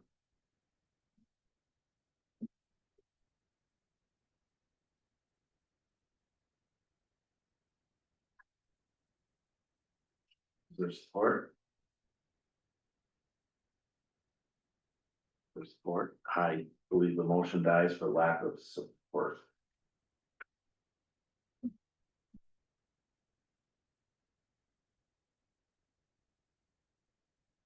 I make a motion that we raise it to 6%. So motion, it's an auction. been moved and supported that we increase the rate to 6% for the next fiscal year. Questions, discussion? Is that a recommendation to build the budget, or is that an actual That's rate great. increase? I'm not sure how they'd be different, Well, because when I read the Well, budget, I was gonna say, I mean. because, okay, so if That's- you do decide to change it, then at the next meeting, you would also have to decide what you wanna cut at the next meeting. Which is Yeah. fine if you, as a commission, wanna do that. Well, I just, you know, this is a. if there's better information that came forward within the next month. Right, it just said on our RCA, it said that it's a recommendation, I just wanted to clarify, are we voting on as an increase that we're gonna stand behind, or is this a recommendation to finish building the budget, and at that point, we would say, if we made a change in June, we're gonna have to make some corresponding changes on other sides of that also. I just want No, I think to, you're right. I I believe just right want now, to clarify where we we're are approving a recommendation to build the budget. We don't, until we actually move the budget, that hasn't changed. So. Chad, I think to clarify, and perhaps make a suggestion that if these rates provide a cascade effect to the largest fund in the budget, and if different rates were, I'll say, approved or modified, it would, I don't wanna say be impossible, but we would need a clone of the Yeah. finance director to do that. So it certainly would be my recommendation to set these rates, knowing that I think very good discussion, very heartfelt and meaningful discussion to set the rates just for water and sewer. So that's locked in and that provides further clarity in building the budget. Obviously, if there was some large change, then that would be meritorious to bring it back to discuss those details, but certainly to adopt and to pass those rates would provide clarity at this point in time because of the impacts for that. Then the budget amendment provides for the necessary revenues and expenditures associated with, in this particular case, just the water and sewer rates. Would be my recommendation to help staff out in that regard. yeah, I'm looking at RCO here, a recommendation to set the water sewer rates based on the decision as requested. And I think Commissioner Heiser, you know, commission comments go back and make changes, albeit difficult, but yeah, we have to vote this through again. So if we, just let me ask, if we approve this tonight, and I vote no, one of you three, if you all vote yes, would have to bring up that motion to change that rate, because they're on the prevailing side. Oh. Correct. Look at our turn on that. That's in Parliament, yeah. Yeah.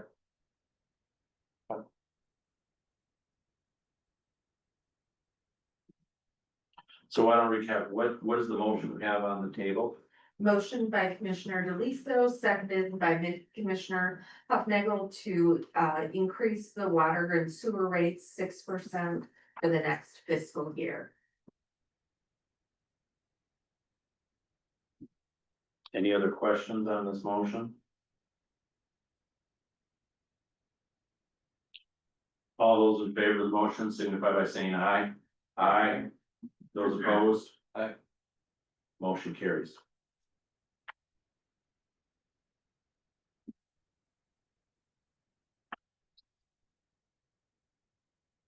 We are now up to proposals for city entrance and industrial park signs.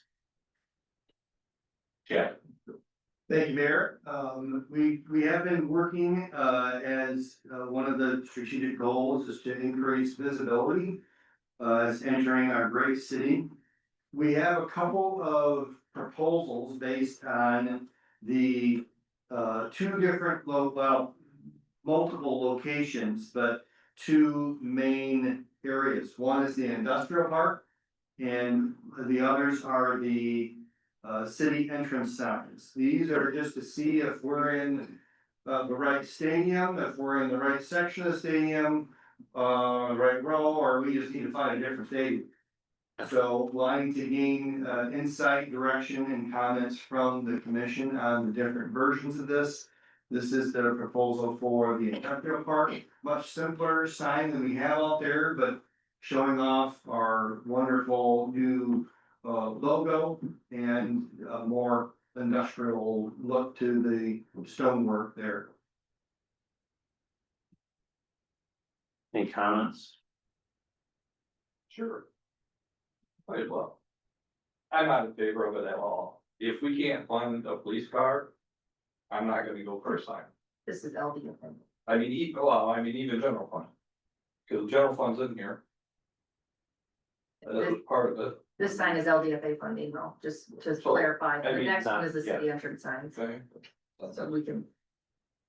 Same on the, same RCA, so. Okay. But I think in the end. No.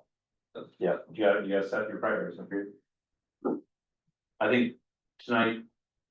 We're not looking for approval, we're looking for general direction. I think that the budget conversation is probably separate, but, yeah, Chad, go ahead. Yes, thank you, Mayor. I think one of our objectives is, the thematics associated with the signage. Is there, certainly direction from the commission, if funded.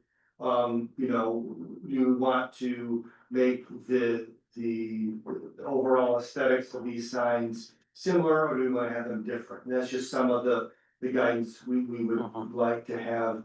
I guess irrespective of that, whenever the signs may be necessary. Certainly the sign of the industrial park is very old and very tired, and would certainly use LDFA funds which are available to replace that sign. Yep. There's Oh.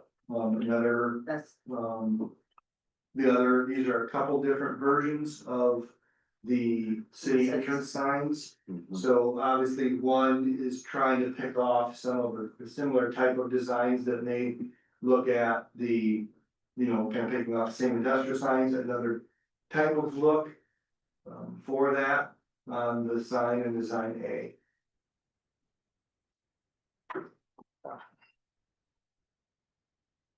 So as a reminder, we do have, in the 24-25 fiscal year general fund budget has $20,000 available for new city entrance signs.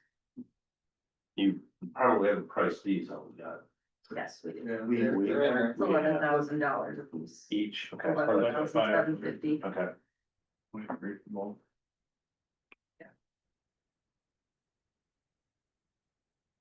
How, I know, and maybe Heather, you might have comments, because I know the DDA's also been talking about some signage, but it's more directional. Yes. I just didn't know if those two initiatives were working in concert or not.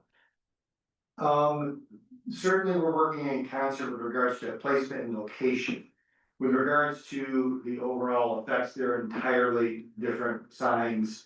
The one working with the DDA is just just a similar, downtown arrow pointed that way. This is kind of a major welcoming sign and a bigger presence and bigger impact, at the city limits.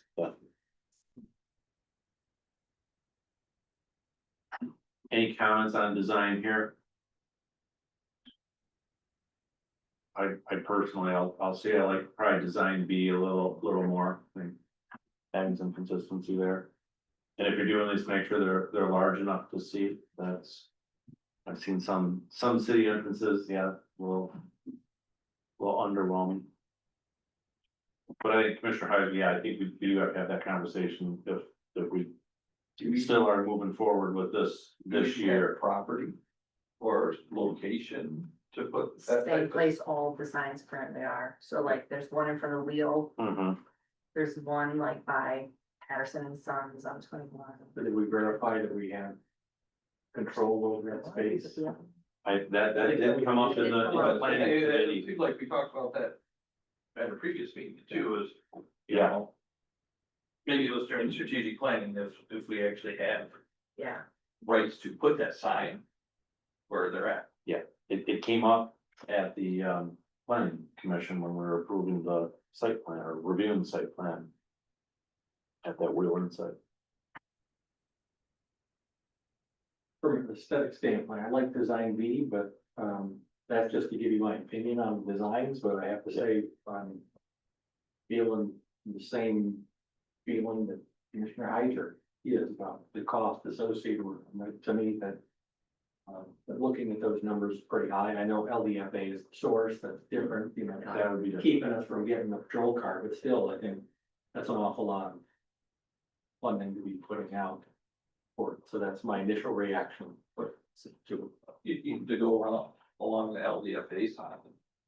If we do that one, it almost locks us in for the other four to be very similar. Absolutely. Because just for the commonality, I would think that you'd want to be the same throughout on that part of it, so.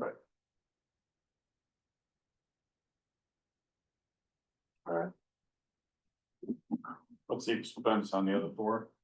I think he said, these two. The LDFA sign is a little bit more costly, so it's 24,500 for the LDFA. For these, it is 11,750, so we had two that could fall in this year's budget, because there was already 20,000 in this year's budget for the signs. And then in the budget for next year, there was another $23,000, so Would be 4 of those. there'll be 4 of these, yeah. yeah, it's like 47 grand. Yep.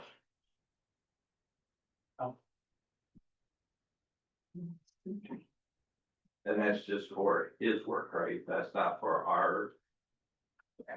Because there was some other stuff that we were gonna do, right?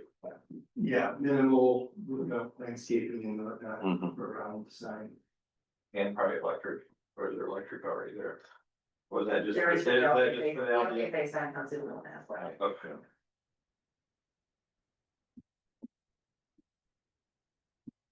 So I think for this evening, I think we've provided some level of feedback, but I'm certainly hearing concerns before we finalize and purchase to probably have further conversation. Yeah, I guess from my perspective is if the commission doesn't want to move towards this direction, is there a change you want to see in the budget before it comes back related to the 20,000 from this year and the 23 that's in next year's as it relates, and then the 30,000 that's in there in fund balance? I mean, I guess it's just a question. Yeah, I think, you know, as Commissioner Heiser said, we're probably looking at the replacement cost of a police vehicle or to do this, that. Yeah, And I guess, you know, just for my perspective, I'm okay if we remove those out this year and next year. And when, you know. I'll say October, November rolls around and we know how we ended the year. To give, you know, chief basically the consideration of. Hey, we did better fiscal year 2025. You know, we feel more confident, let's pull the string on the police car. I know that puts it in the hamper because. Right, everything's already been ordered, already for this year, so. Puts you in the bind, I get it. At that point, that actually, if you're able to receive. What we can order. So, yeah, so. I mean, if I was just doing, I would just take those out and carry that over to fund equity and. And then make that decision later. Yeah. Chad, go ahead. Yeah, I did want to just mention, I think Christina mentioned it during the budget presentation, but we were cognizant of trying to maintain, I'll say a little bit of revenue on balance from this year, noting, I think what Commissioner Heiser said is, you know, funds that could be allocated towards supporting the Wilson Center when that does come forward, not knowing what that will be. We wanted to provide at least a little bit of room for that. Certainly, that money can be moved around at the, you know, commission's discretion, but that was one of the reasons why that was there, is anticipating the need for that when we brought back the funding. But also to Commissioner Hedges' point, you know, we could address that also at, you know, 6-month estimates and make supplemental budget appropriations accordingly. But would that be the direction of the commission to take to not proceed with the signs this year and take out the signs as the CIP for next year? What came forward from budget committee? Anything on this? We didn't discuss it.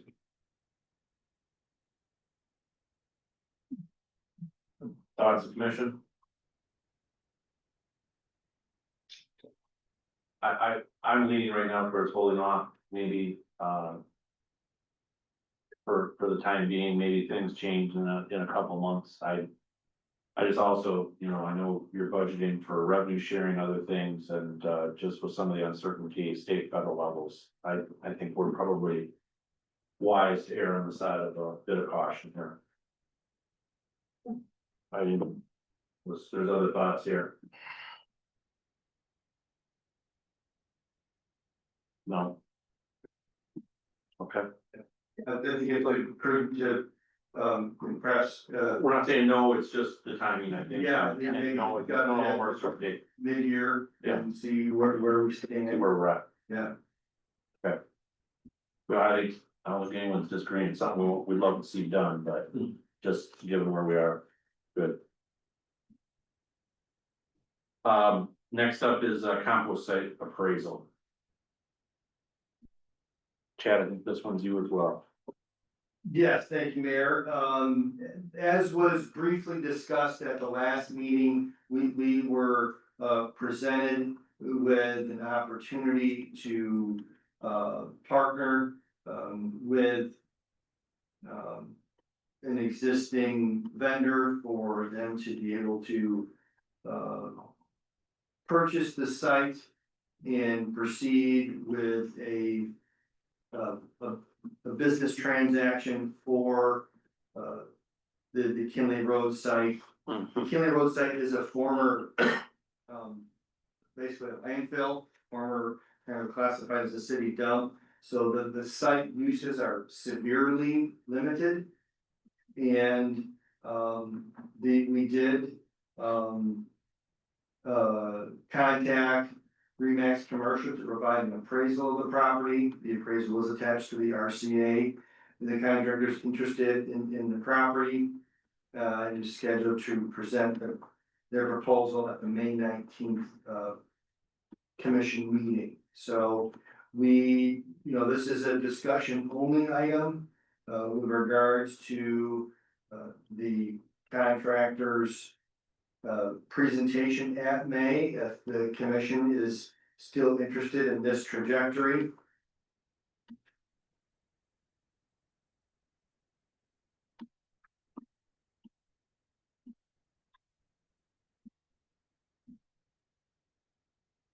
Any comments? No, we looked at this the last meeting, so I missed the last meeting, so who's this contractor who's interested in? What's the potential, what's gonna have with property? It's Miller Brothers, I believe, right? Yeah, it is Miller Brothers, and I was just having to see them.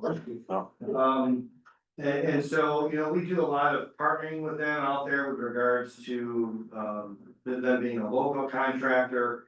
They do a lot of work out at the site, and we would work with them to create a good business proposal with our continued use of that, reduce fee structure for that associated with the transaction of the property. So that would be, I guess a continued thumbs up from the commission on proceeding would be for us to further get into the weeds and details of what would be a business proposal for the transaction of this property. And then I'll say an agreement for our use of this for reduced fees for tipping fees at this location. So that kind of detail associated with that.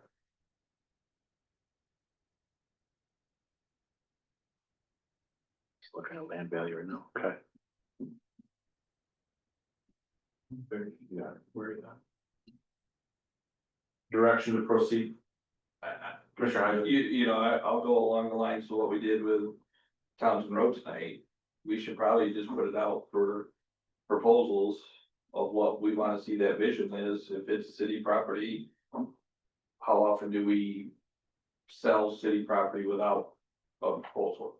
So, I mean, I know this is a little different, that we're trying to use a coordinated effort and still be able to use the property at a reduced cost, but why they take ownership, and I get it, it is a little more in the weeds, in mucky, sure.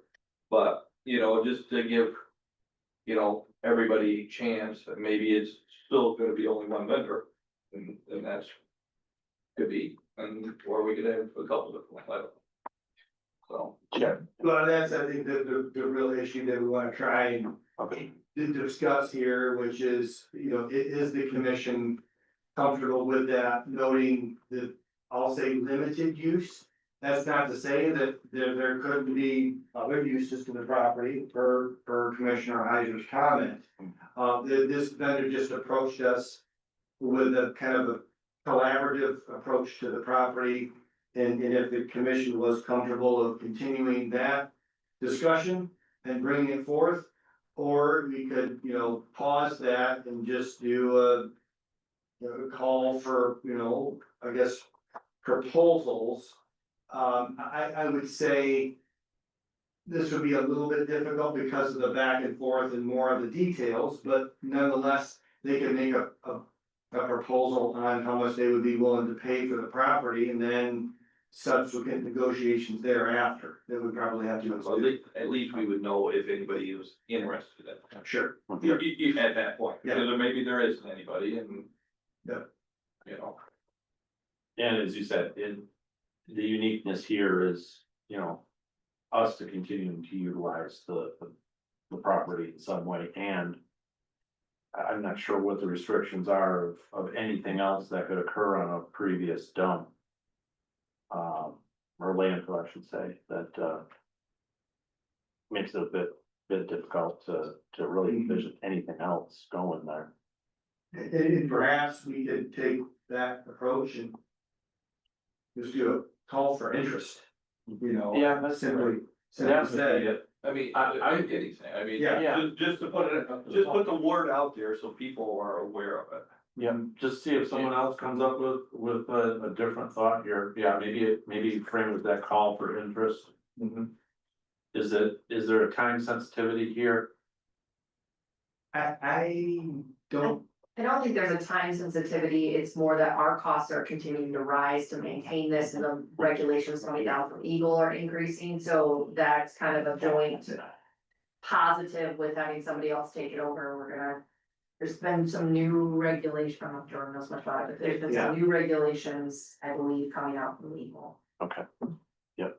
Chad, then. there are new regulations, more onerous as you would imagine with regards to the runoff associated with this, the management of it, the turning of the piles, all of that stuff, which is becoming more difficult to do staffing wise, more costly to do budget wise. So that is also playing a factor into this. I think, we could get the call for interest for the property and advertise it in a couple different locations and see, and then, try to make this as simple as possible to address the concerns of the commission. And then enter into what I would call, some negotiations or trying to filter down if there are more than one interested party. Yep. Okay. Commissioner DeLisa. First, was this an unsolicited offer or proposal? Yes. And secondly, who would be maintaining, who would be running it as accountants? Would we still be going in there and turning it over? They're offering to do it. It would be their property. They would be responsible for all the environmental regulations and all that stuff. That's why it was a, kind of a partnership-based discussion. So that's the will of the commission to continue that bent. We can certainly do that, or the other option, as Commissioner Heiser, kind of suggested, of just doing a call for interest, as I suggested. I like the idea of just that call for interest, just to see if there's anything else that might surface, but that way it keeps the process going and, I think really for us, doing our due diligence to make sure there's not other interests. I just think it would be a bad look for us to sell it to somebody who just came up and said, hey, I'll buy this from you. Without doing the due diligence, just be bad luck. Well, go ahead. I was just thinking, was curious, like, are we looking at it as a call to interest in terms of for compost use? Because we need somewhere to take our compost, which is what part of the agreement would be. So is that part of the call to interest? Because otherwise we need to find additional. Yeah, we have nowhere else We to will put pay that, price for really. us to take the compost, Which but, is fine, fine. we can do that, we'll see what the costs are associated. Yeah, with and it. I just wanna make sure other interested parties potentially know. Another excavator, someone. You know, if you say, hey, we have this property we wanna sell, but we still wanna provide Mhm. our Compost. material to you. For you to Mhm. run as a compost Still facility. needs to have that. Right, yeah, that's, Mr. Mayor, I have a question about whether or not we still have a functioning advisory committee. We had a property, we call it property We review committee. So, I mean, should that have Yes. actually gone to that body to have it was, the it dialogue used before to be, it it used to be comes June, here? I think, if I remember it. Yeah. Thank you, Chris. I got put in It's there. Chris. So there- Right, Yeah, it's Chris, not really. Him and I think probably the same, we should just do it all. Yeah. Yeah, but yes. I think as a standard practice, we have that advisory body anytime we're talking about purchasing or selling. Property, we should have that body.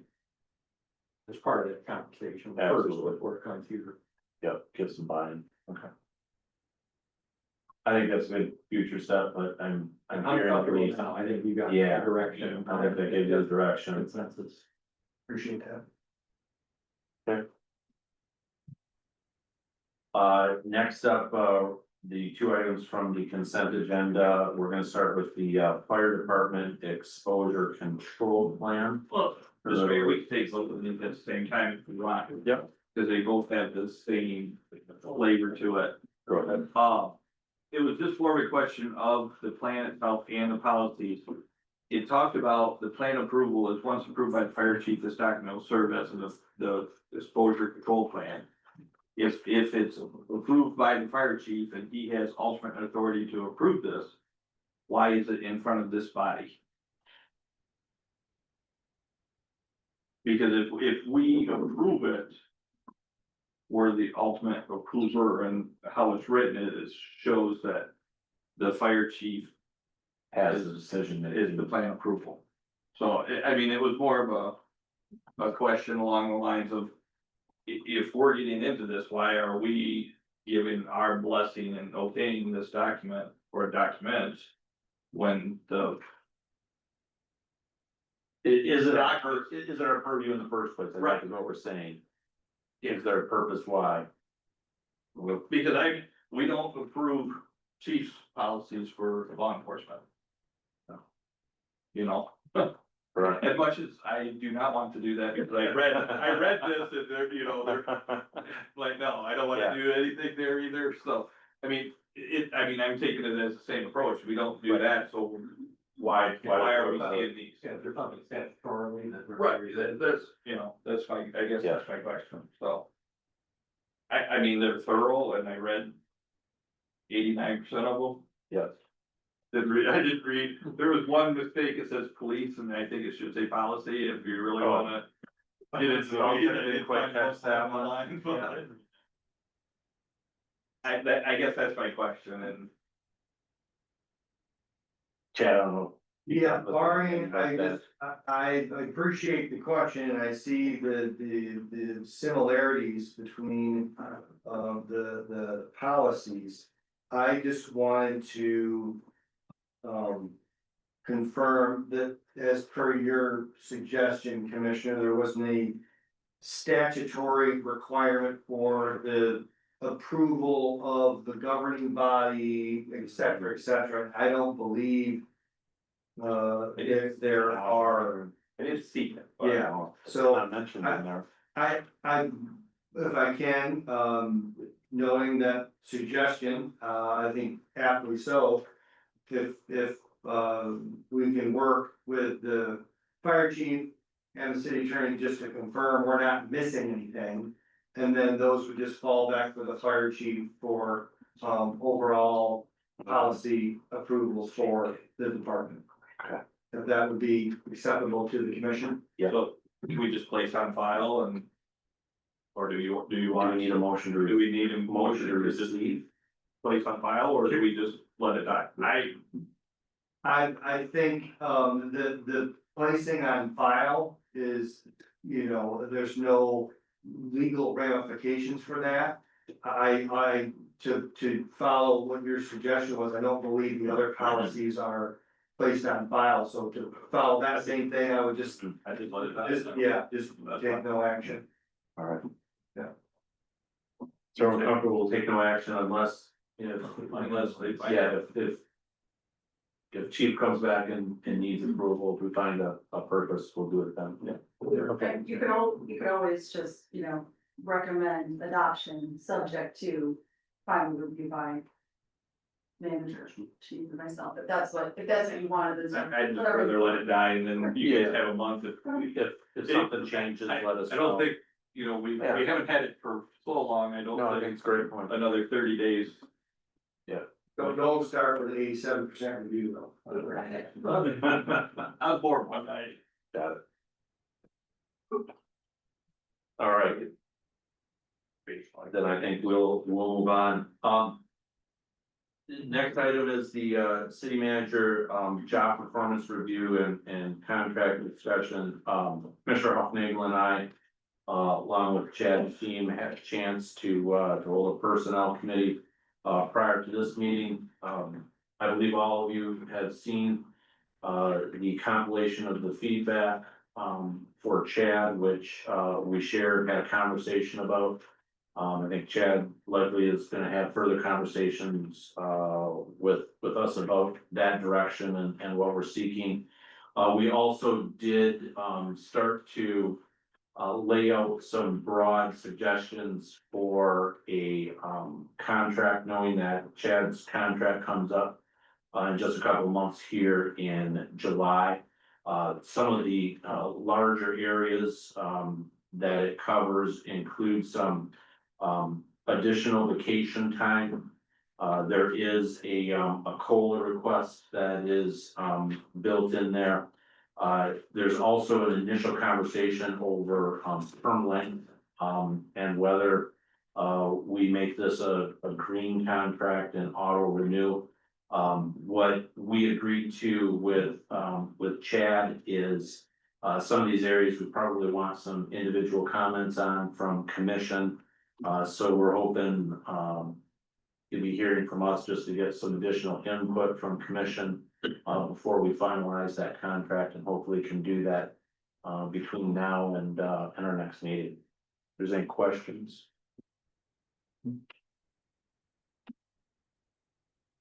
Anything else to add, Chad? No, just, I did, present a summary which I'll distribute to the rest of the commission based on just a bulleted, list of, let's say, team accomplishments, during the past year. Just appreciated, working with a fabulous team, and look forward to, continued, discussions and continued service to the city of St. John's. Thank you. Thank you. We're on city manager comments.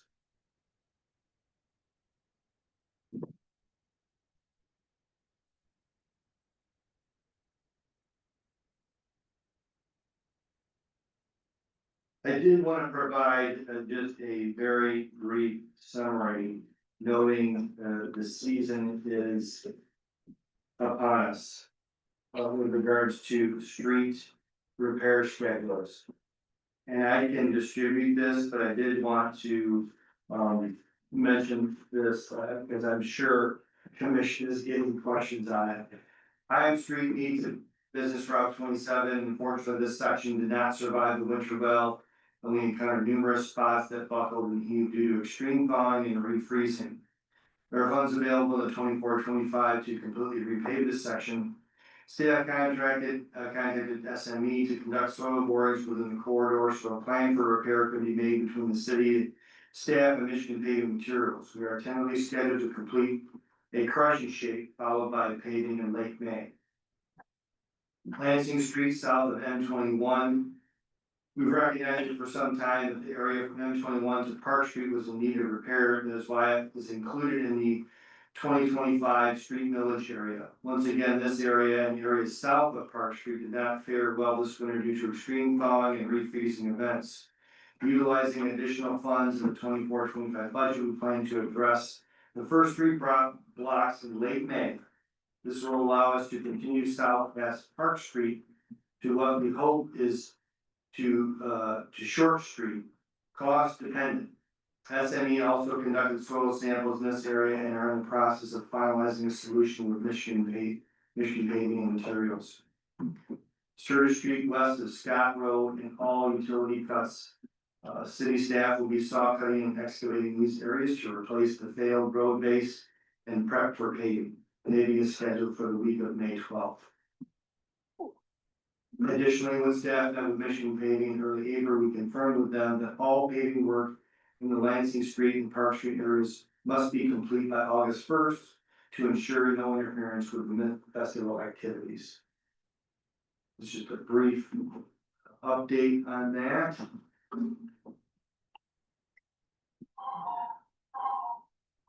Also, wanted to congratulate Commissioner Hofnagel on his level 4 status of Elected Officials Academy this year. There have been less than 20 people who have achieved this since the program's inception, so I thought that was worthy of mentioning. So congratulations, Commissioner Hofnagel. I know time is long, so I will punt this to the next meeting, but one of the things that we are actively looking at and looking for a commission's suggestion is the Wilson Center sponsorship level ideas. I've mentioned this before. We're thinking about perhaps even the auditorium, the community room, the gym and or the gym floor. So those are the ideas that we had in order to try and raise some funding for that. And then we already covered the Higham street lot 5A and 5B. I know Mary had some continued questions. If you want, we can Absolutely. double back, but I do have the breakout of costs and the planned letter to the property owners who plan to send them out, like I said, later this week. Give them a couple of weeks to opine on that, kind of a firm deadline, and then be able to present that with the commission, hopefully at the May meeting. Okay. And that concludes my report. Thank you very much. Yeah, I think it's good. I'm sure Heather, you're probably, or is Heather CC'd on those? No. Could you make sure? We haven't sent the letters out. Okay, what do you do? Provide copies. Yeah, I think it'd be good. Heather's trying to get questions and queries on that, so she's aware. Doesn't sound optimistic. All right, commission comments. I'll start with Commissioner DeLiso this evening. I got the little thing in the mail saying how easy it's gonna be to pay the water bill through BSA. It said it's seamless. And so I started messing around with it. It does seem seamless. And then after you pay the bill, it seems like you have less in your wallet. Very seamless. You don't have a very big seat in the. No, that is a nice upgrade. Yeah. I will just say, thank you for mentioning that, because I went through and, my technology skills are not always that brushed up, but I did have a little challenge when I was auto enrolling. You have to click on last name, not property, but once I figured that, everything was smooth, so. I'm sure you probably had 1,000 calls. I was gonna send you an email, to probably say something about you gotta click that extra tab, because that was so easy then, so good. It'd be very nice with people with multiple properties and different cards, and they can see a lot of stuff right up front. For them, and have access to pay a lot right away without individually paying accounts. So that is a very big benefit for people with multiple accounts. Commissioner Huffman. Well, I'll piggyback on that, kudos to staff for moving forward on trying to make processes better and easier. For staff and for residents as well. And the budget, kudos to the staff for all the work that was put in on it and putting together a really nice product. I'm really excited about being able to have this information available for residents. The public is gonna be able to access this in a way that they haven't been able to access the budget before, and some interactive stuff. And I think it's gonna be cool and will allow us to refer to it. If people want more information, they can be guided through it. And we talked about some ways of maybe helping, a little bit of training for folks to be able to equip them to walk through it more easily. But also along those lines, when we think in terms of us trying to let the public know what's going on, reach out to them, let them know when minutes of meetings are available and so on, is definitely coming close to what our vision was, a long time. Right? I mean, these are things that we talked about when Heather was on the commission as well, and the idea of communication with the public, and the idea of Russell coming in and taking on that role, is something we talked about many years ago as well. And ultimately, we felt that that was something we needed to have within the structure of our staffing to be able to carry out some of this stuff. So it's really nice to see things coming to fruition, but just as a reminder that, when you're dealing with municipal government, it can move pretty slowly at times, and that's not an intentional issue. It's not like somebody dragging their feet, but things can take a long time, but as long as you stay focused and you're committed to it, good things will happen. So I'm just really excited about the upcoming year, because of those changes, so. That's all I have. Commissioner Heisen. Congratulations, Christine, on putting the budget together, and also Chad. I'm on it. It's not a easy lift, currently doing mine, so put it all together, so. There's a lot of time and effort that people don't realize that go into those, and the nuances of, I'll say, double checking and triple checking and still not finding the mistake. It's frustrating on all ends, I get it, so. Congratulations to all the staff who put it together, and then, good luck to Mindy in a couple weeks on running the election. It's always interesting, and just hope for smooth sailing and a clean, it's not audited, yeah. Count. Canvas. A clean canvas at the end of that, so good luck to you and your staff. Certainly, yeah, kudos to everyone on the budget, tremendous lift, and, this body probably tries to put some barriers in your way, but, you do a good job trying to clarify everything, in a moment's notice, so appreciate, the work and responses. Commissioner, I'm glad you mentioned ClearGov, because I was wondering that too, of the rollout and how are we trying to encourage more people to use it, if we're seeing that increase, if people are starting to sign up, probably somewhere down the road, but it's one of those things I think we're gonna have to just continue to remind people time and time again that it's out there. Because no one ever sees the message the first time, so I think just keep that in bulletins as you're, whether it's in emails, I think keep promoting that information is available. I think it'll help people get great updates, and then as well, to Chad, to Russ and the team, kudos on Great Fantasy Forest, press conference. Just a great showing by the community on a very cool day. For as cold as the weather was, it was great to see the warm hearts around there that are excited about, the movement on Fantasy Forest. With that, a motion would be ordered to adjourn. Then moved by Heiser, their support. Second. By Lisa. Questions on that motion? All those in favor of the motion signify by saying aye. Aye. The opposed motion carries. We are adjourned. Thank you.